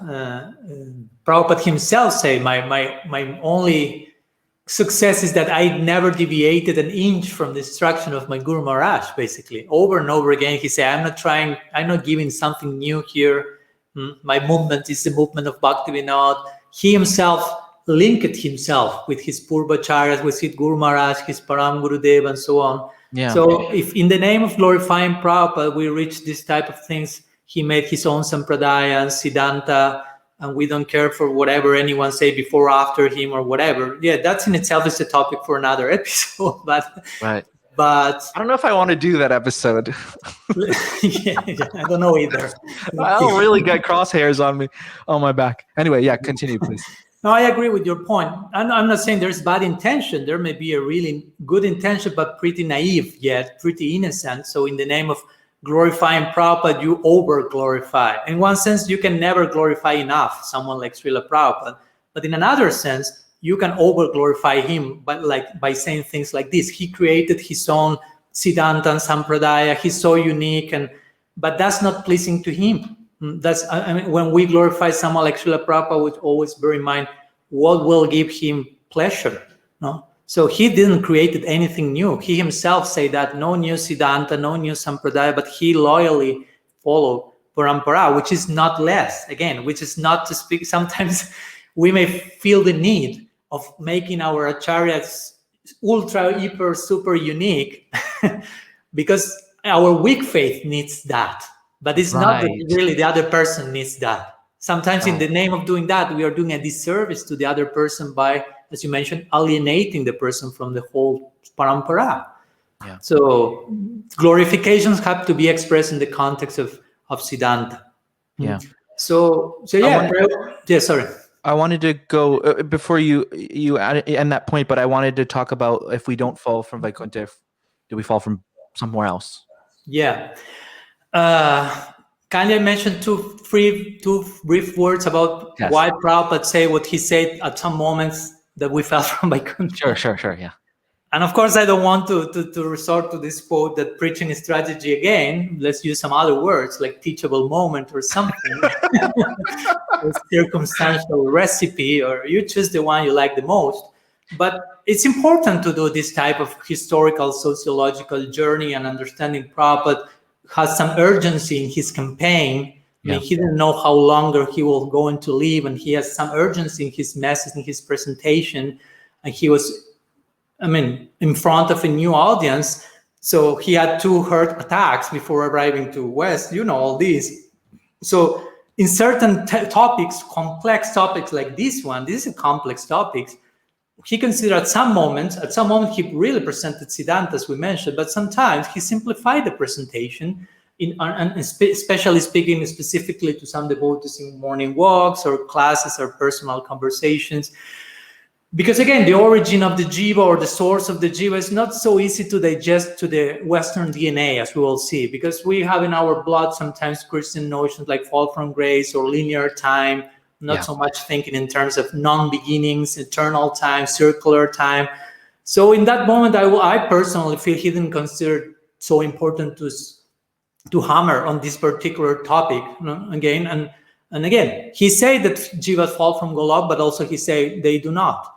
So personally, what I'm trying to do here, resolving this issue similarly to how I solved the fact of non-inherent bhakti. I don't want to go to the previous podcast, but this was similar.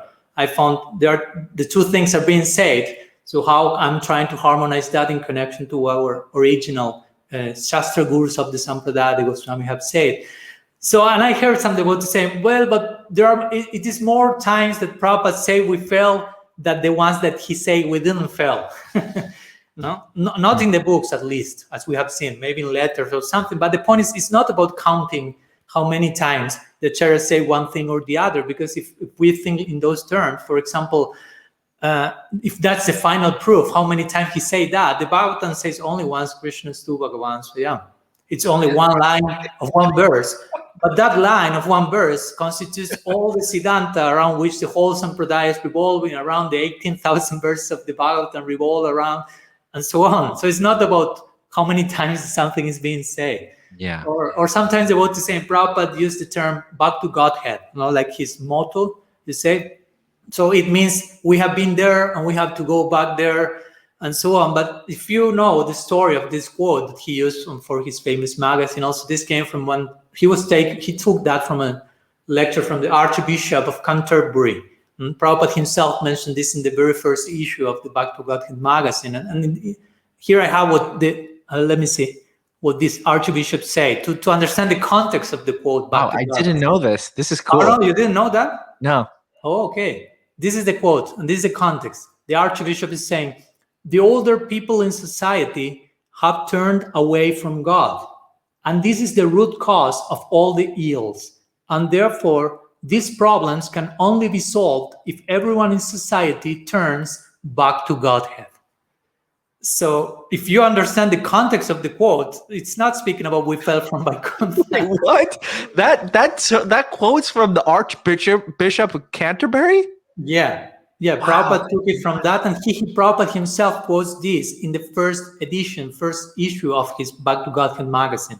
Wow. So the context of the quote is very different to the idea of falling from the spiritual world. It's mostly presenting this notion that in our tradition sometimes we call bahirmukhya and antarmukhya. Antarmukhya, like looking at Krishna, and bahirmukhya, like turning our face away from God. It's mostly a figure of speech only. So it's not to make a whole Siddhanta around that. So I did some ideas I want to share in connection to some things that Prabhupada says in that sense.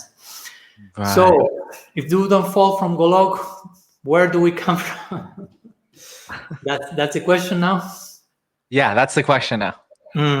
Okay. So first I would like to address some other typical theory that is shared in some circles, Gaudiya circles, different from falling from Golok or falling from Vaikuntha. Sometimes it is said that we fall from Brahman or from Brahmajyoti, basically. So what is to be said in this connection? Well, to begin with, there is again not one single verse in Shastra that is stating in a conclusive way that this is going on, that we fall from Brahman, if you will. And if you are to embrace this idea that we fall from Brahman or that we fall from Brahmajyoti at some point in history, and that the soul becomes aware of the sense of individuality in Brahman, and in that moment there is some option to choose between going to spiritual world or going to material world. Sometimes this scenario is depicted. We are in between the two in this effulgence, and we somehow become aware of ourselves, and we have the option to choose to go to Vaikuntha or to come here.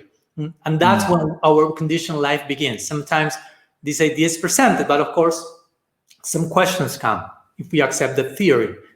To begin with, if according to this theory, the Jiva doesn't have any previous experience, nor of the spiritual world, nor of the material world, what is the meaning and the value of that choice?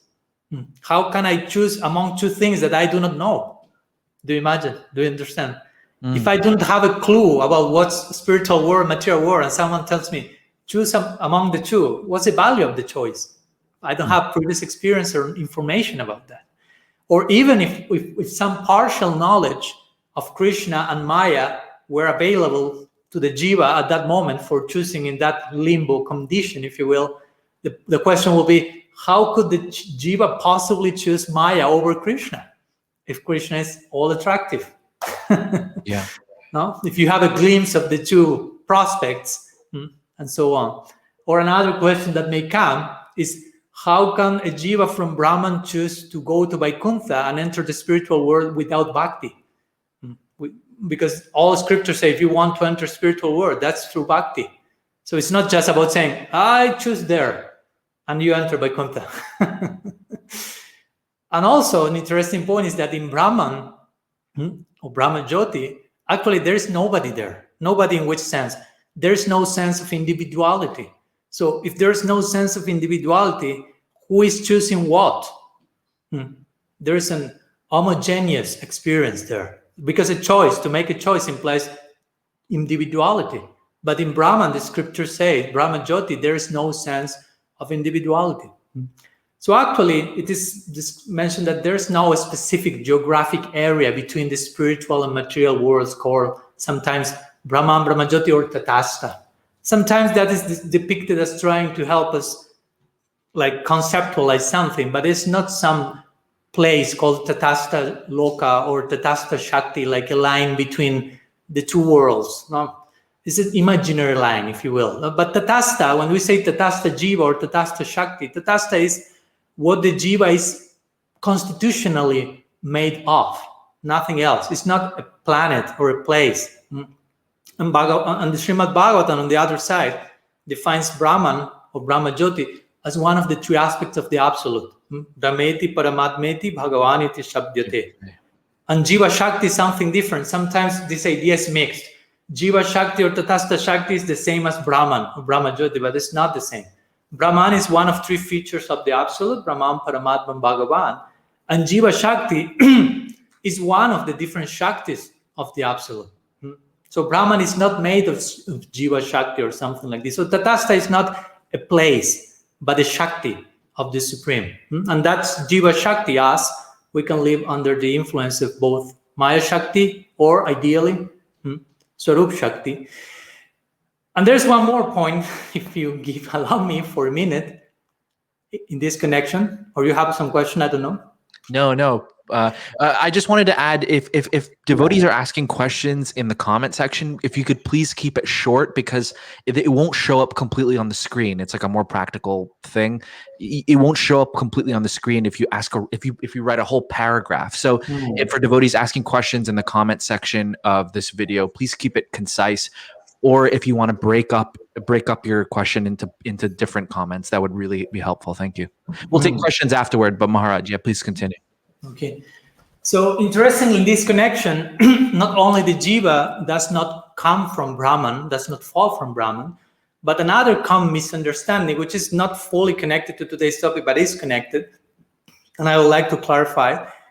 Another idea is that those who attain Brahman, or the jnanis, will eventually fall from there at some point.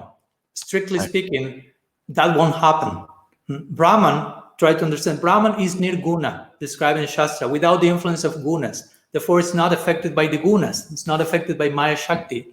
So it means if you arrive to Brahman, that constitutes a permanent condition of liberation called sayuja mukti. That's how it's described in the Bhagavatam, as mukti. Right. Of course, we as Gaudiya Vaishnavas totally reject that. But that attainment is an eternal one, because it's a mukti. Any type of mukti is eternal. The Bhagavatam describes mukti. Muktir hitanyata rupam. Both gross and subtle bodies disappear. So there's nothing that can make you fall. For example, if you go to Bhagavatam 3:29-13, the five types of mukti are described: saloka, samipya, sarsti, sarupya, and ekatva, which is sayuja mukti, Brahma sayuja. Again, mukti is defined in the Bhagavatam as a permanent situation, which means there's no fall. In sayuja mukti, there's no influence of the gunas. In other words, there's no Maya Shakti operative there. So what can make you fall from there if not Maya Shakti?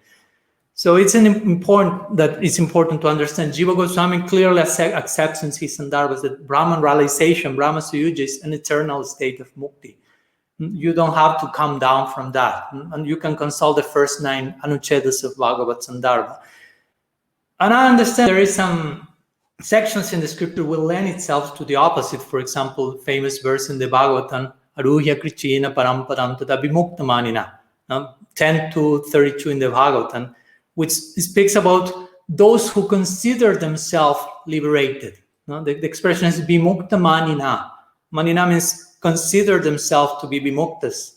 It doesn't mean they are vimuktas. They are not liberated. They think themselves liberated. So this verse speaks about the jnani who may have attained Jivan Mukta stage, but not yet Videha Mukti. What's this? Videha Mukti means the ultimate liberation after you leave the body. Jivan Mukta means you are still on this body still is the prarabdha karma you have to deal with. So if in that stage you offend bhakti, you commit aparat to bhakti, you fall. That's the criticism Srila Prabhupada and our acharyas have done to the Mayavadis. Mayavadis are those who want impersonal liberation, but who offend bhakti, considering Bhagavan and its form illusory. But also an important this difference between Mayavadi is that of Brahmavadi. Brahmavadi is someone who wants Brahma Sayuja, but is not offending bhakti. It's just inclined in that particular direction. So that person can attain Brahma Sayuja and not fall from that. There are many sections in the shastra. For example, Brihad Bhagavatamrita, Sanatana Goswami mentions 207. He says that the Jivan Muktas, he said the Jivan Mukta fixed in Brahman can practice bhakti since they still have bodies. But how can those who have attained liberation practice since they do not have bodies, having merged into Brahman?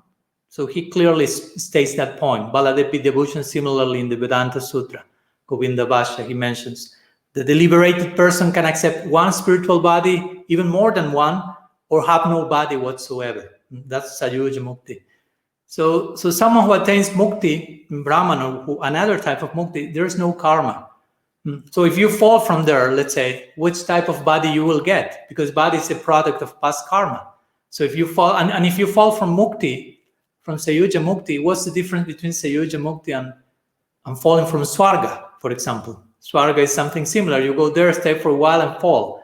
So if everyone going to Brahman falls, what's the difference between that and Swarga? Right. And yeah, I don't want to. This is highly technical. Yeah, sorry, I'm going. No, that's okay. I'm just saying.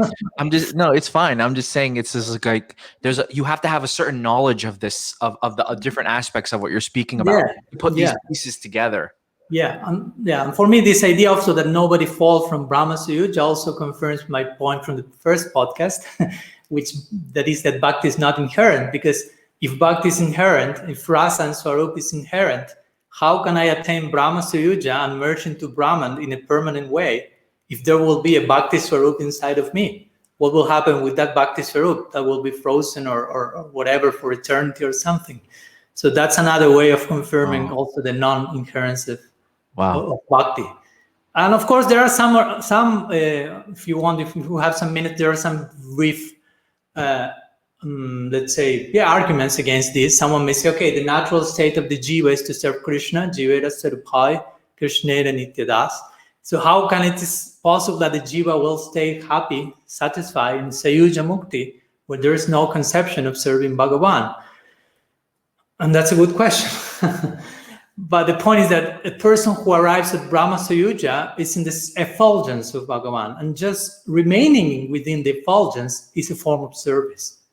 Just as if the example sometimes given is, if you decorate a temple with a flower, the flower is doing service, even though it's there in a passive way, if you will. So being within Brahmajyoti is service.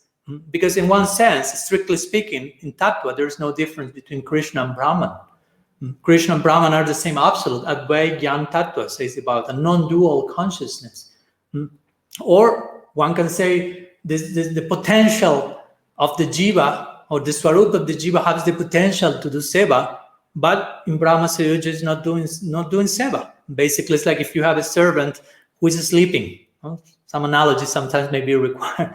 So if the servant is sleeping, you won't say, oh, he's not a servant because he's not doing seva. He's sleeping, but his identity or his potential identity is still that of the servant. And so in our conditioned state also, we may not serve, but our Swarup, our nature, ultimately is das. And of course, someone will say, yes, okay, Maharaj, but of course, just to make it clear, I'm not promoting Brahma Sayuja. No, for us as Gaudiya Vaishnavas, for example, Prabhupada Saraswati say, Kaibalyam Narakayate.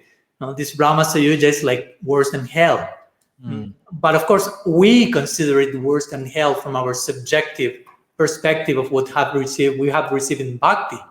Because for us, the bliss of seva is not in such a mukti. There's only a type of ananda in Brahman called Brahmananda. There is not Bhakti-ananda, Premananda. But again, for someone, for whatever reason, past samskars, association, is attracted in the direction of Brahman. Again, Brahman, what's Brahman? Brahman is the all-pervading aspect of God. So the only way you can realize it is through the perception of non-distinction from it. Because if you perceive yourself to be distinct from Brahman, you cannot have full realization of Brahman, because that contradicts the very nature of Brahman, which is all-pervading. Yeah. But of course, for us, someone who obtains Brahma Sayuja doesn't mean that became Brahman in every single sense, like the followers of Sankaracharya say. So, okay, yeah, for us, Brahma Sayuja is spiritual suicide, for sure. And for us, not for them, for us. And why some people commit suicide? Well, for a normal person, it doesn't make sense to commit suicide.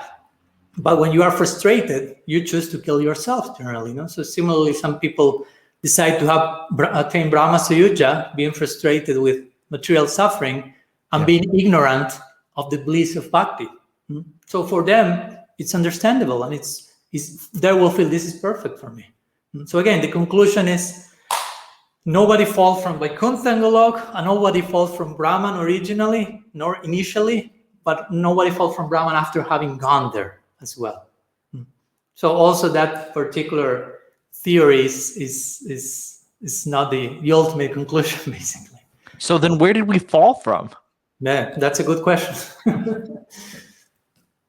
I will say better to reframe the question and to ask, have we fell from anywhere at some point, actually? Right. Good question. The answer goes more in that direction. Actually, the reply to this is that we don't fall from anywhere, strictly speaking. But as the Srimad Bhagavatam describes, 11.11.7, you can find, and Rupa Goswami uses the same term, Nitya Bada. So Nitya Bada means eternally conditioned. Of course, eternally conditioned doesn't mean eternally from here to the future, because we are not followers of Madhvacharya in every sense of the term. He has this idea in mind. There are some eternally damned jivas for eternity.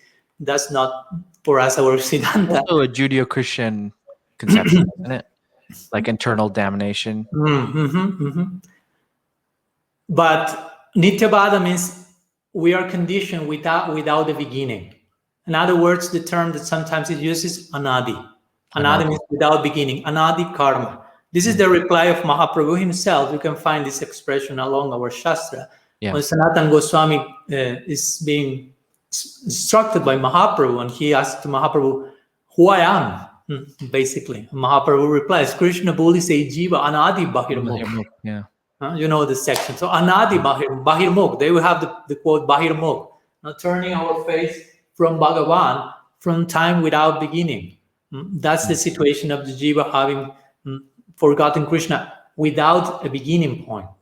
And this is clearly mentioned everywhere in Shastra. In Vedanta Sutra, for example, 2.135, it's clearly established that karma is anadi. In that section, Vedanta Sutra is trying to show God is impartial. This is an important point because so many other things come in the way here, and we may start to wonder why Krishna is like this, allows this to happen, and so on. So someone may ask, why in the world we see so much inequality?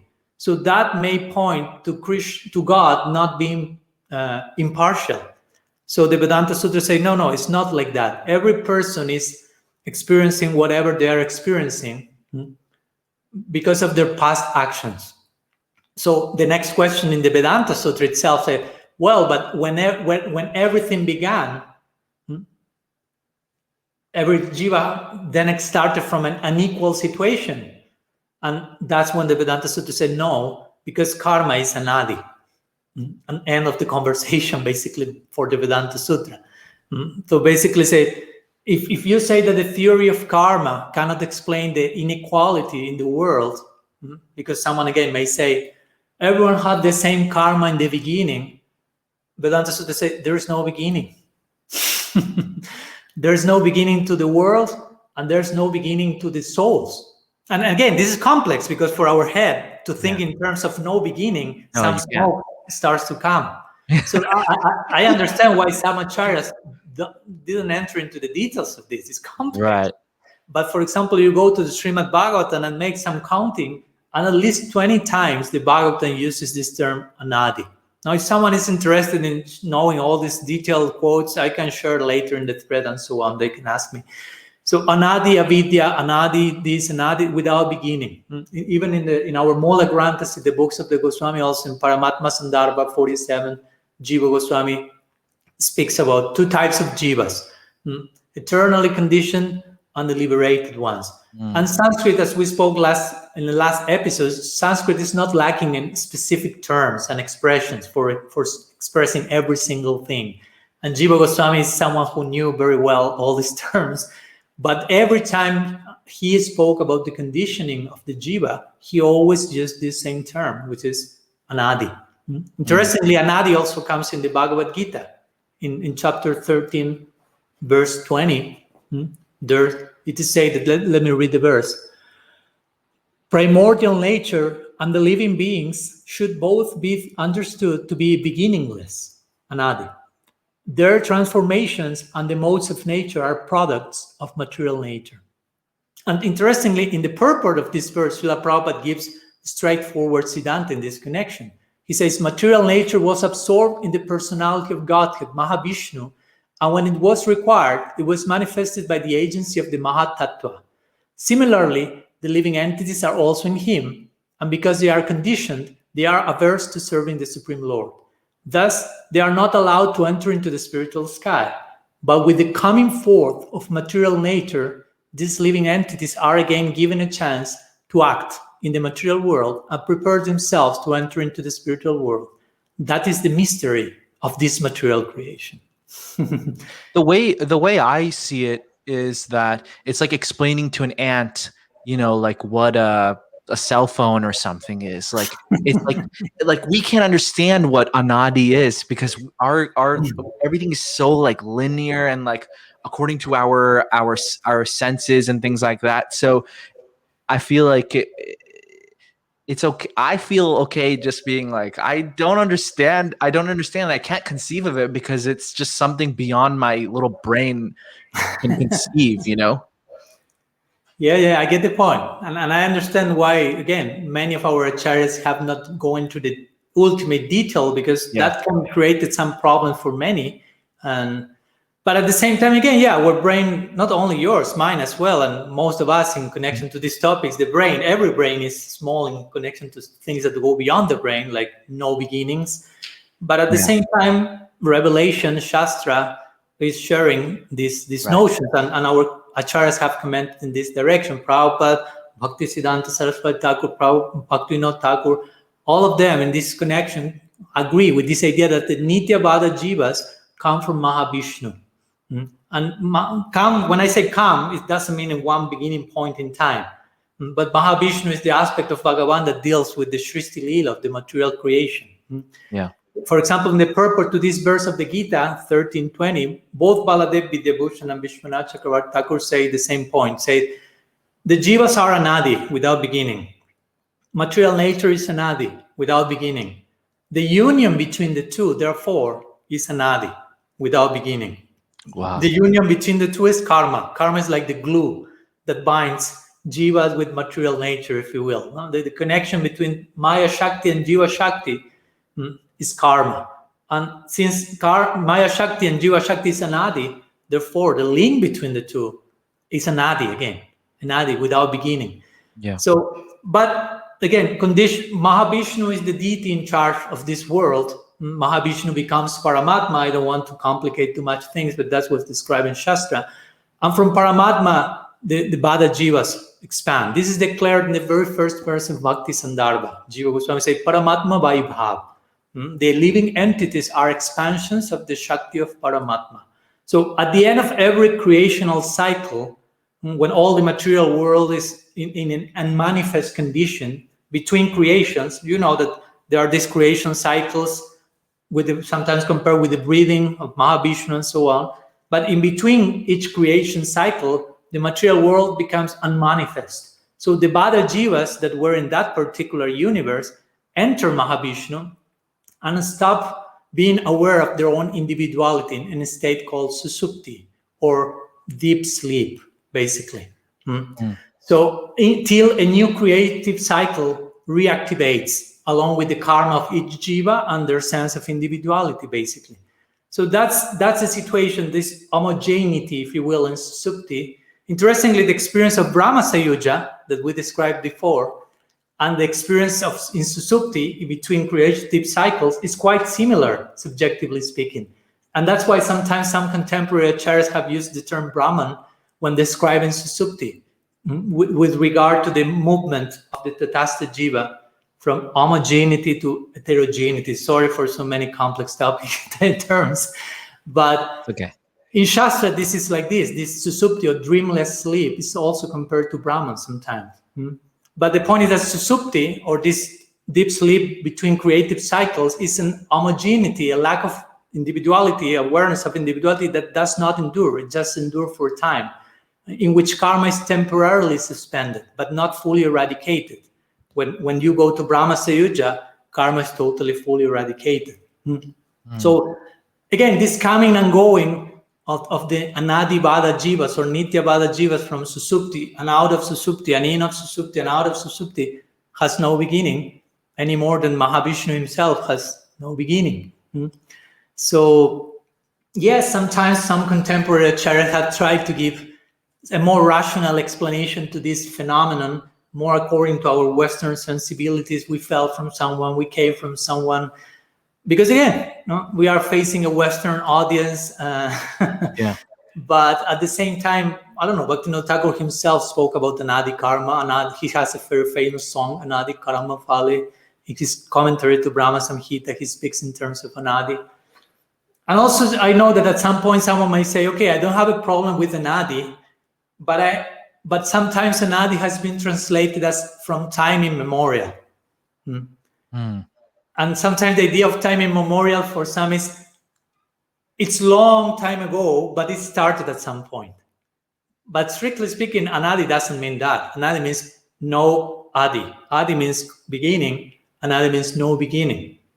I know that sometimes Srila Prabhupada translated anadi as from time immemorial, which seems to indicate there was a beginning, but beyond one's remembrance, if you will. Yeah. But it's also interesting to note that Srila Prabhupada, when he used the term immemorial, he actually refers to a time that is not existing actually. It's not referring to a time that is beyond my scope, but that has never existed. For example, if you study his purport to verse 118, 20th chapter of Madhya Lila of Chaitanya Charitamrita, he speaks about the Nitya Muktas. Nitya Mukta means what? Eternally liberated souls. And he described there's devotees from time immemorial. That doesn't mean, it doesn't mean that it was a beginning. It was exactly. Forever they are devotees. No? Right. I mean, Sri Radha, Yashodananda, all of them are devotees from time immemorial. But it doesn't mean that they began, but we cannot remember when that began. They began to be Yashoda or something. Right. So it's important to understand what's the intention of the author when using the expression. So in this way, anadi doesn't mean time immemorial, but time without beginning, beginningless time. In the same way that adi means beginning. Adi doesn't mean something in the scope of my memory. Adi means beginning, and anadi means no beginning. So yes, I know that this is a complex topic, and I understand why sometimes this was simplified. Right. There's a quote that Prabhupada usually quoted from, I think it's from Prema Vivarta Jagadananda Pandit, I think. He says, Krishna Bulia Jeev Bhagavan Kare Pasate Mayatare Japatiya Dare. Krishna Bulia Jeev, meaning they forget Krishna. So doesn't that mean that something forgetful means that you knew it beforehand? No, it's the same what Mahaprabhu said to Sanatana Goswami. Krishna Boli say Jiva anadi bahirmo. Oh, right. So Krishna Boli means forgotten Krishna. When? Anadi, time without beginning. Right. Okay. So again, it's a way of how we use language and how we tend to understand certain expressions, basically. Yeah. Maharaj, with your permission, if we could go into the comment section. Yeah. I have some further ideas, but we can go, yeah. So there's a lot of discussion and a lot of like big chunks of text that I can't read right now. Okay, I will try eventually to take the time to hopefully reply to all of them in case we are not able to address all of them, just in case. Yeah, so I'm just gonna go down to see what questions I can take that are kind of short and concise. Okay. Can you see the comments also? No, Oh, okay. I'm not in Facebook. Oh, right. Okay. Let's see. Okay, here's what. Oh, I think you. Okay, you already answered this. This is from my friend Karuna Sindhu. So, this was regarding the quote by the Archbishop of Canterbury that Prabhupada said himself that. Yeah, that was already addressed, I will say. Maybe that question was before I clarified that. Okay, here's another thing. Srila Gaura Govinda Maharaj has written that Vaikuntha can refer to a planet in the material world in regards to this debate. Does Maharaj have any further thought on this? I've struggled to see how this reconciles issues. Thank you so much for this great discussion. I haven't ever read that before. Yeah, I haven't either read that even, but I would like to, personally, I would like to really be more informed in detail about what Srila Gaura Govinda Maharaj said in which context to address the question properly, because I wouldn't like just to speak without knowing the details. So if possible, I may contact Tilak Gragar personally and get the background. But of course, if we are to take Vaikuntha as a material planet, of course, we can speak in terms of falling. But of course, the main point remains the same, that if we take Vaikuntha as a transcendental realm, there's no fall from there. Okay. Maybe we could have a conversation about Maya. It is so much related to this subject. There's a story about Narada asking Krishna if he can experience Krishna's Maya. Interesting question. Yeah, that's a whole that's a whole different episode. Dedicated to Maya Shakti, but it deserves so for sure. Maya Shakti is really a very important reality for us to understand. The Bhagavatam himself would say Mayam Varnaya Tunusya Isvarashanumodata Shrambata Shradayanityam Mayayatmanamuhyati. That but by properly discussing about Maya Shakti, by properly understanding the controller of Maya Shakti, of course, as well, and understanding Maya's Shakti of Bhagavan, by permanently speaking about Maya Kata, we will transcend Maya, the Bhagavatam says. So how to transcend Maya? By describing Maya in connection to its source. So of course that Maya is a very interesting reality, interesting concept that also sometimes I've seen devotees kind of project some Christian sensibilities in the direction of Maya being a bad-intentioned personality that wants us to fall and suffer, and it's against Krishna, but actually it's a devil or something. Yeah, but it's actually a Shakti of Bhagavan that is in his service. The Bhagavatam describes her as being ashamed of having to perform that particular function, but someone has to do it. Because again, can I mention some point in connection to this? Because someone may ask, well, but if Maya is there, why Krishna made all that like this? If there's no beginning, for some people this sounds cruel. Like we have been thrown here forever without choice, and this kind of creates may affect our faith as well. Someone asks why Krishna did like that. There's a whole department in philosophy called theodicy, actually, that deals with this question that if God is good, why there is bad? Of course, we in our tradition do not speak too much about bad or evil or demon, but Maya Shakti, avidya, anadi avidya. And for example, if a person doesn't know Sanskrit, his ignorance of Sanskrit is without a beginning, basically. So that's the same idea here. And why we are in anadi avidya? In one sense, there is no why, because there's no beginning. There has no beginning to us and to the world. So, I mean, let's try to understand this point, if you give me 1 minute. It's because sometimes we, again, carry this Christian sensibility of creatio ex nihilo, which means creation out of nothing. But in Gaudiya Sampradaya, we are not thinking Krishna created something out of nothing, but everything exists without a beginning. Krishna exists eternally, and his Shaktis exist eternally. Maya Shakti exists eternally, Swarup Shakti exists eternally, and us, Jiva Shakti, exists eternally. So, and I know this has a lot to do with, so who is to blame then? Because generally we want someone to blame. But how God is not to blame for the suffering of the jivas, because karma is anadi. God did not create the world with evil in it. Try to understand this. I mean, the world always existed with Krishna, along with God, with his energies. The interaction with his Shaktis existed. Karma is anadi because Krishna is anadi. The Srishti Lila, this world is anadi. This Lila involves karma, the principle of justice. And Krishna defers to justice in general in this world as Paramatma. Because if not, he will be unjust. But also at the same time, he's merciful, which is a transgression of justice in the context of bestowing bhakti. So without the principle of karma, there will be no mercy, because mercy is a transgression of karma. And if Bhagavan has no mercy, he will not be worthy of the highest regard. So God, the conclusion is God is not to be judged by what he makes. Why he made the world, he didn't make the world. Why he made us, he didn't make us.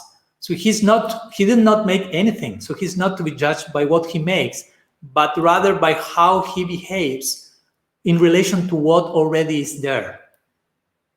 So there's another way of thinking about it. Wow. Very interesting. Do you follow my point? I do, yeah. So Krishna is not creating anything. Everything exists eternally along with him. So we are to consider him about how he behaves with all the things that already are there. Yes, so, I see what you're saying. So karma is anadi, therefore it was never imposed on us at any point in time. So in this way, we cannot say that God basically caused us to be in a suffering condition, because we have been there without a beginning, but we can choose something else at any moment. Right. And at the same time, again, we have not made a choice that caused us to fall from grace. And until we come in contact with the sadhu, as explained in the other podcast, there is no way for us to embrace the path of bhakti, which is not inherent. Therefore, the point is the conditioned soul is not to blame for the suffering, and God is not to blame for the suffering in the world. So the whole concept of blame basically is simply null and void. It is simply what it is. Sometimes we want to blame someone. It's interesting how this operates in our subconscious regarding blame. Some jivas maybe are serving Krishna from time without beginning, Jashodananda. We don't say anything. But if someone says there's jivas who are not serving Krishna from time without beginning, then the question comes, why? Because many times we want to blame someone to obtain some mental satisfaction. Yeah. But real solution will be look at solution to suffering, basically. So the fault finding or blaming propensity, with this I'm finishing, and we continue with the question, is basically an expression of illusory life, basically. But as we grow spiritually, proportionately our inclination to find fault will disintegrate, I will say, and will be replaced by a growing sense of compassion. And if there's no one to blame, no fault, everything is perfect, and there's always room for improvement, basically. As Prabhupada Bhaktisiddhanta say, the only lacking is the lack of Krishna consciousness. So that can always increase, basically. Yeah.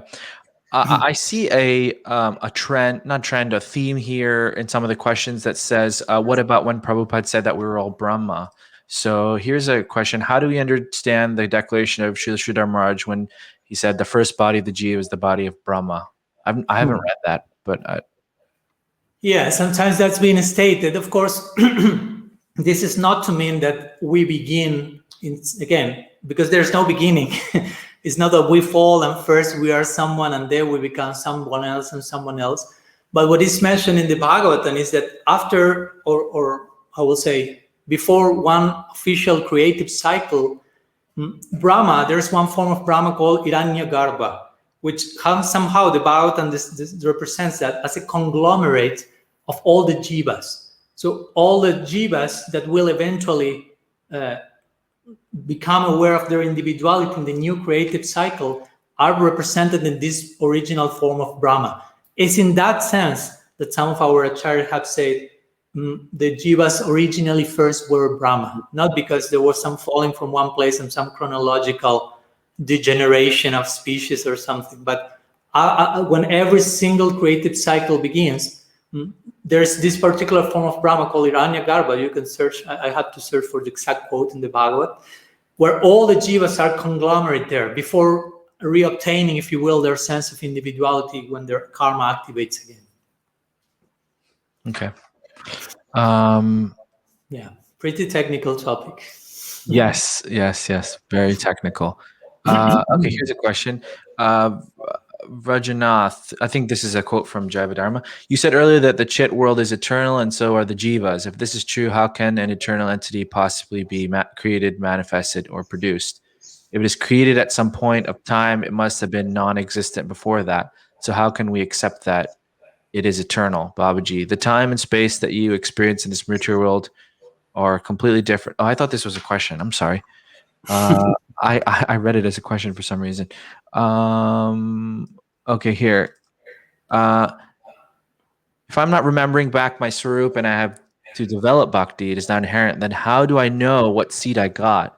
When I understand it and what it is indicated by you're an acharya, your guru, sampradaya, or my tastes, but I have to get tastes in the first place. A few questions there within okay. that. Let's. Well, I'm trying to follow the question, sorry. Yeah. How do you know what seed you got? Well, of course, in the very beginning, you may not have an idea of what seed you got, because if this is our first lifetime of contact with sadhu sangha, we may not have any overt devotional specific affinity, but the seed is coming, as the verse saying, Guru Krishna Prasadipai Bhakti at the beach. And eventually, as Mahaprabhu gives this whole analogy of the vine, the seed is planted and it's watered, and all these different ingredients start to evolve, if you will, and eventually the leaves come, and eventually the flowers come, and eventually the fruit comes. So the more this vine, to continue with the analogy, grows, the more you find yourself with some spiritual affinity, basically. In the beginning, our spiritual practice may be more generic. That's another big topic altogether, like when we may speak about becoming Krishna conscious, but that's still a general idea. What specific form it takes as much as we develop. So we will find ourselves attracted in one direction or another. And of course, that's generally because of the bhakti samskars we receive by sadhu sangha in this lifetime or previous lifetimes, maybe. That can happen also. That can happen. In this lifetime, you may receive a particular devotional impression from your Gurudev, but maybe in your previous lifetime, you were already practicing and you received another types of samskars that were so strong that created some particular affinity in you in your previous lifetime. And in this lifetime, you received association with the sadhu with another affinity, but you have so deeply embedded samskar from previous lifetime that association in this lifetime won't change that affinity you already developed, but will nourish that. It shouldn't be a conflict, basically. Mm-hmm. So that in time will evolve. The more our practice evolves, naturally, as Vishwanath Chakravarti Thakur describes the stages in bhakti, naturally will be described having a more and more clear sense of affinity in one direction or the other. Okay. Let's take another question. How do we understand the creation of jivas in the world through Swayambhuva Manu with the concept of anadi? Well, basically, it's not so much creation of jivas per se, but it has more to do with the different manifestation of species, of bodies, not so much the creation of the jiva. The jiva is not created. The jiva is consciousness, spirit. So you don't create a soul, basically. So when the creation of the manus and all this type of progenitors and prajapatis are described, it has more to do with the population of the world, like like manifesting different forms. Brahma himself asking his different sons, as we know how the Bhagavatam describes, to populate the world, and different species are there. So it has more to do with the different species rather than the with the souls in itself. So of course, again, each one of those souls that will appear in each one of those species are not beginning in that particular lifetime. That particular jiva came from a previous cycle with certain karma, and according to that karma from the previous cycle, in this particular cycle, they will appear in whatever given species they have to be according to their karma, basically. Mm-hmm. Okay. Is there certain personalities that would never fall from Vaikuntha, but then possibly other spirit souls or personalities who have the ability or propensity to enter into the material universe? And is being in the material universe, in an obscure sense, a type of service as well, as we are acting out or a part of Mahavishnu's dreaming of the material worlds? I don't know if you understand that, but I certainly don't. I think so. Let's try. Certain jivas that never fall from Vaikuntha. Well, I will say it again, that nobody falls from Vaikuntha. And if someone comes from Vaikuntha, it's not a fall, like Jai and Vijay. They came on earth, but it's not a fall, technically speaking. Strictly speaking, Krishna himself is manifesting his Lila on earth at every single moment. Our acharyas are explaining. In one planet Earth, and in some universe, Krishna is always performing his Nara Lila. So strictly speaking, he's always in one form on earth, but it's not a fallen state. And whenever Krishna is, all his associates are with him. So that's, of course, a complex thing to understand, because at the same time we hear Krishna is in the spiritual world with his associates eternally, but he's always executing his Lila on earth, always, at some part, eternally. But it's not that the spiritual world is empty and there is some sign saying, we went to planet Earth, we are coming back in a few decades or something.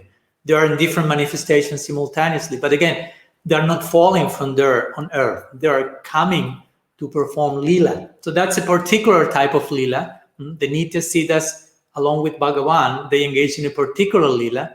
And for us, as Bada Jivas, we are not eternal associates of Bhagavan. So we are part of the Shristi Lila. That's the term that has been used. Shristi means like creation. So yeah, it still is a Lila because it has to do with the Bhagavan and the interaction of Bhagavan with his Shaktis. And of course, the ultimate glory of the Shristi Lila is when the Jiva enters in touch with Bhakti and becomes aware of its ultimate prospect.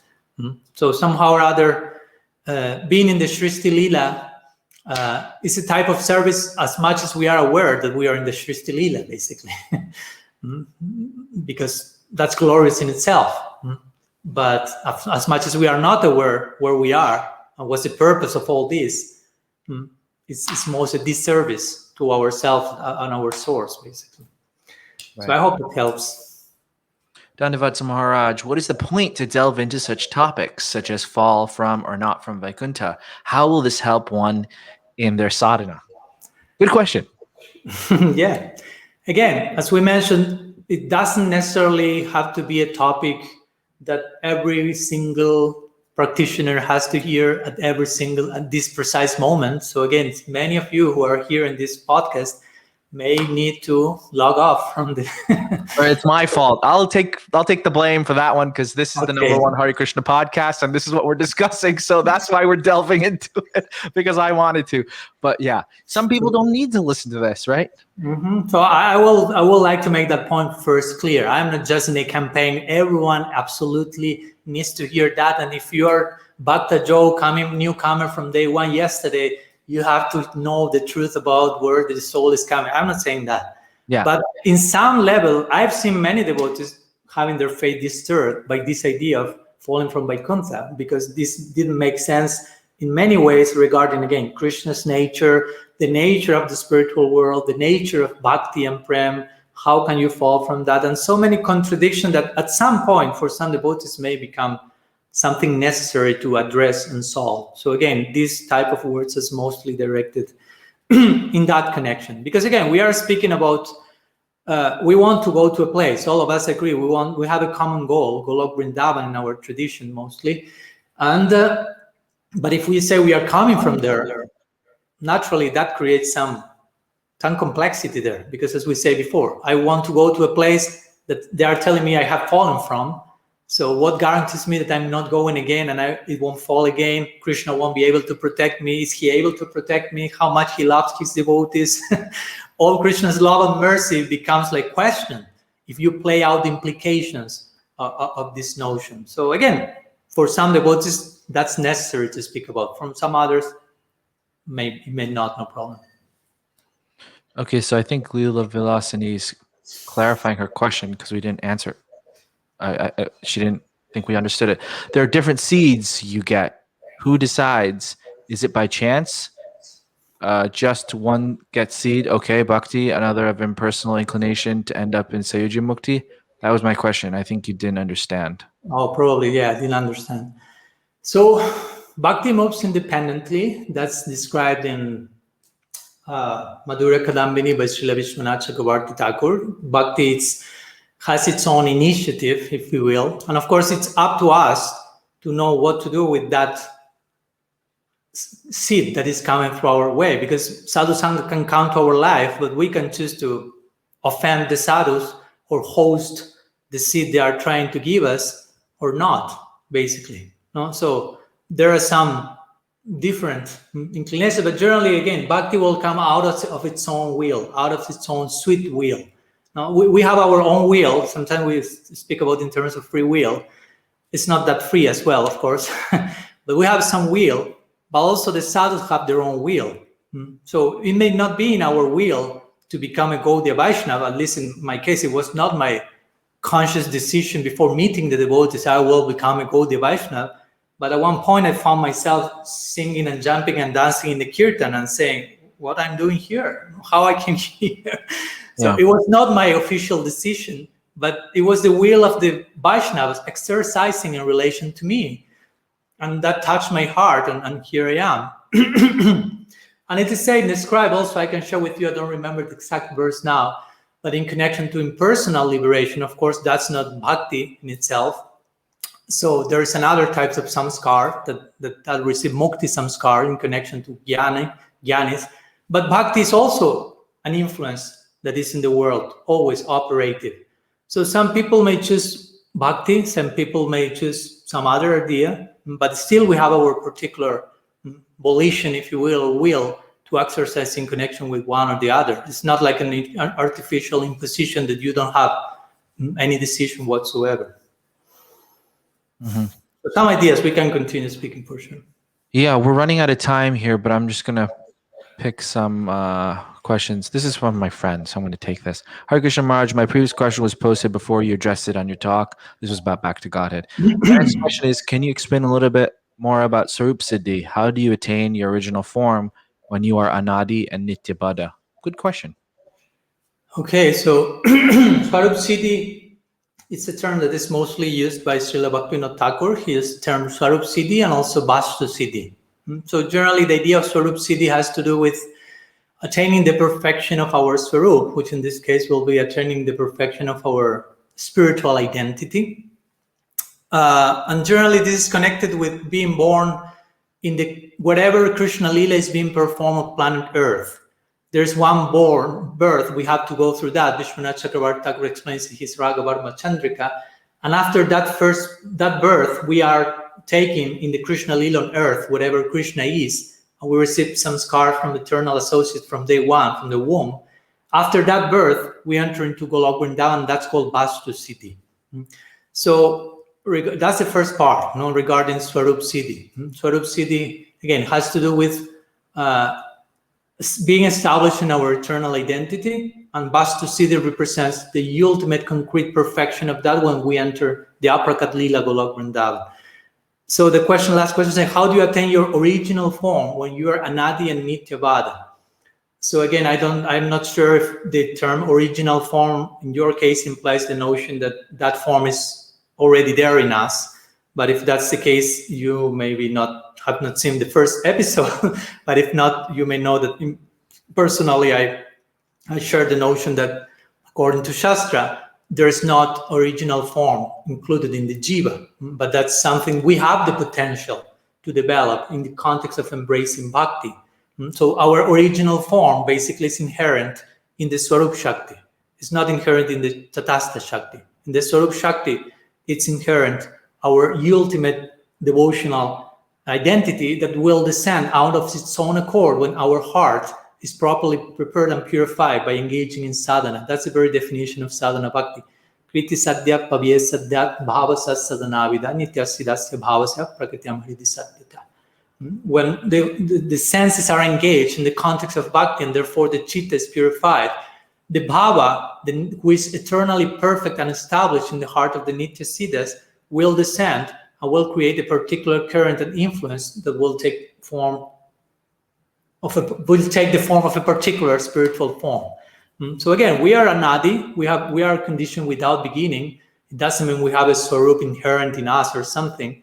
We have the potential for embracing bhakti and developing a bhakti swarup when we locate ourselves under the influence of bhakti, as the Gita says, Daivim prakriti mashritaha mahatmanas tumam purta. So some ideas in that connection.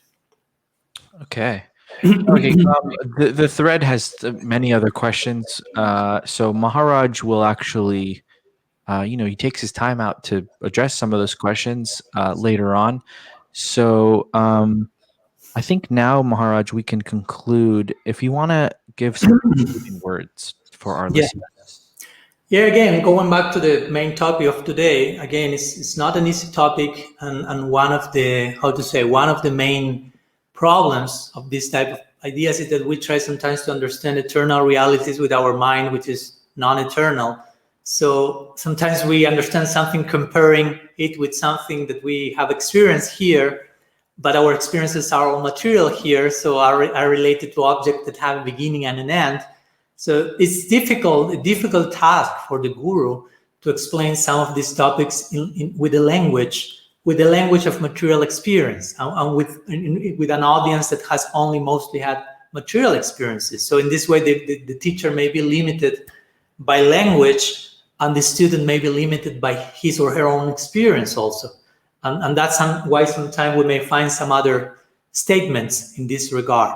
So since we are limited beings, at least for me, the conclusion, and going back to some initial words that I mentioned today, in connection to these complex topics, I acknowledge they are complex.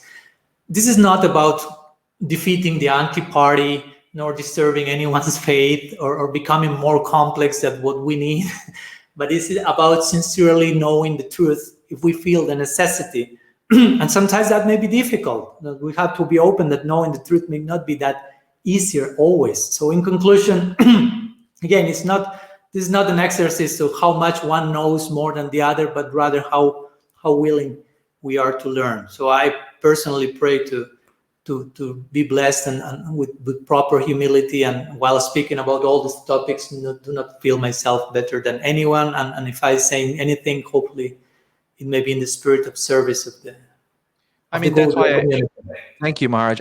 That's why I bring you on, because I feel like you have that humility and the way your demeanor, your behavior, and the way you express these things. Even if a devotee doesn't agree with you, still they can appreciate. Okay, this is Maharaj's. The way he's expressing it is very is palatable, and that's why I like having you on. Thank you, Maharaj, for joining me. As always, appreciate it, and hope we can do some more episodes, because I enjoy talking with you very much. I enjoy hearing from you, and for our listeners, this is episode 74. I'm trying to get to 100 episodes by the end of the year. I'm not having an episode next weekend because I have to go to a wedding, but I will allow this time that you can catch up, because I know a lot of devotees have not seen all the episodes, so please catch up. Oh, another thing is I'm banned from YouTube because of my Prahlad Swami episode. They gave me a strike and they banned me for another 5 days. So that's why this is not live on YouTube. I know a lot of you have been watching on Facebook, but it's not on YouTube, but it will be on YouTube. This episode will also be immediately on YouTube on Maharaj's channel. Go check his channel out. Really nice. Swami Padmanabha on YouTube. There's his email there at the bottom if you want to get in contact with him. He's also on Instagram at Swami Padmanabha. So please check that out.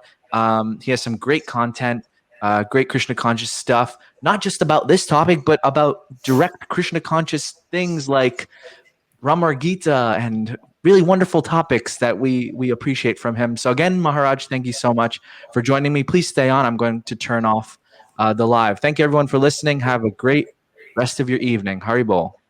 Krishna Hare Krishna, Krishna Krishna Hare Hare.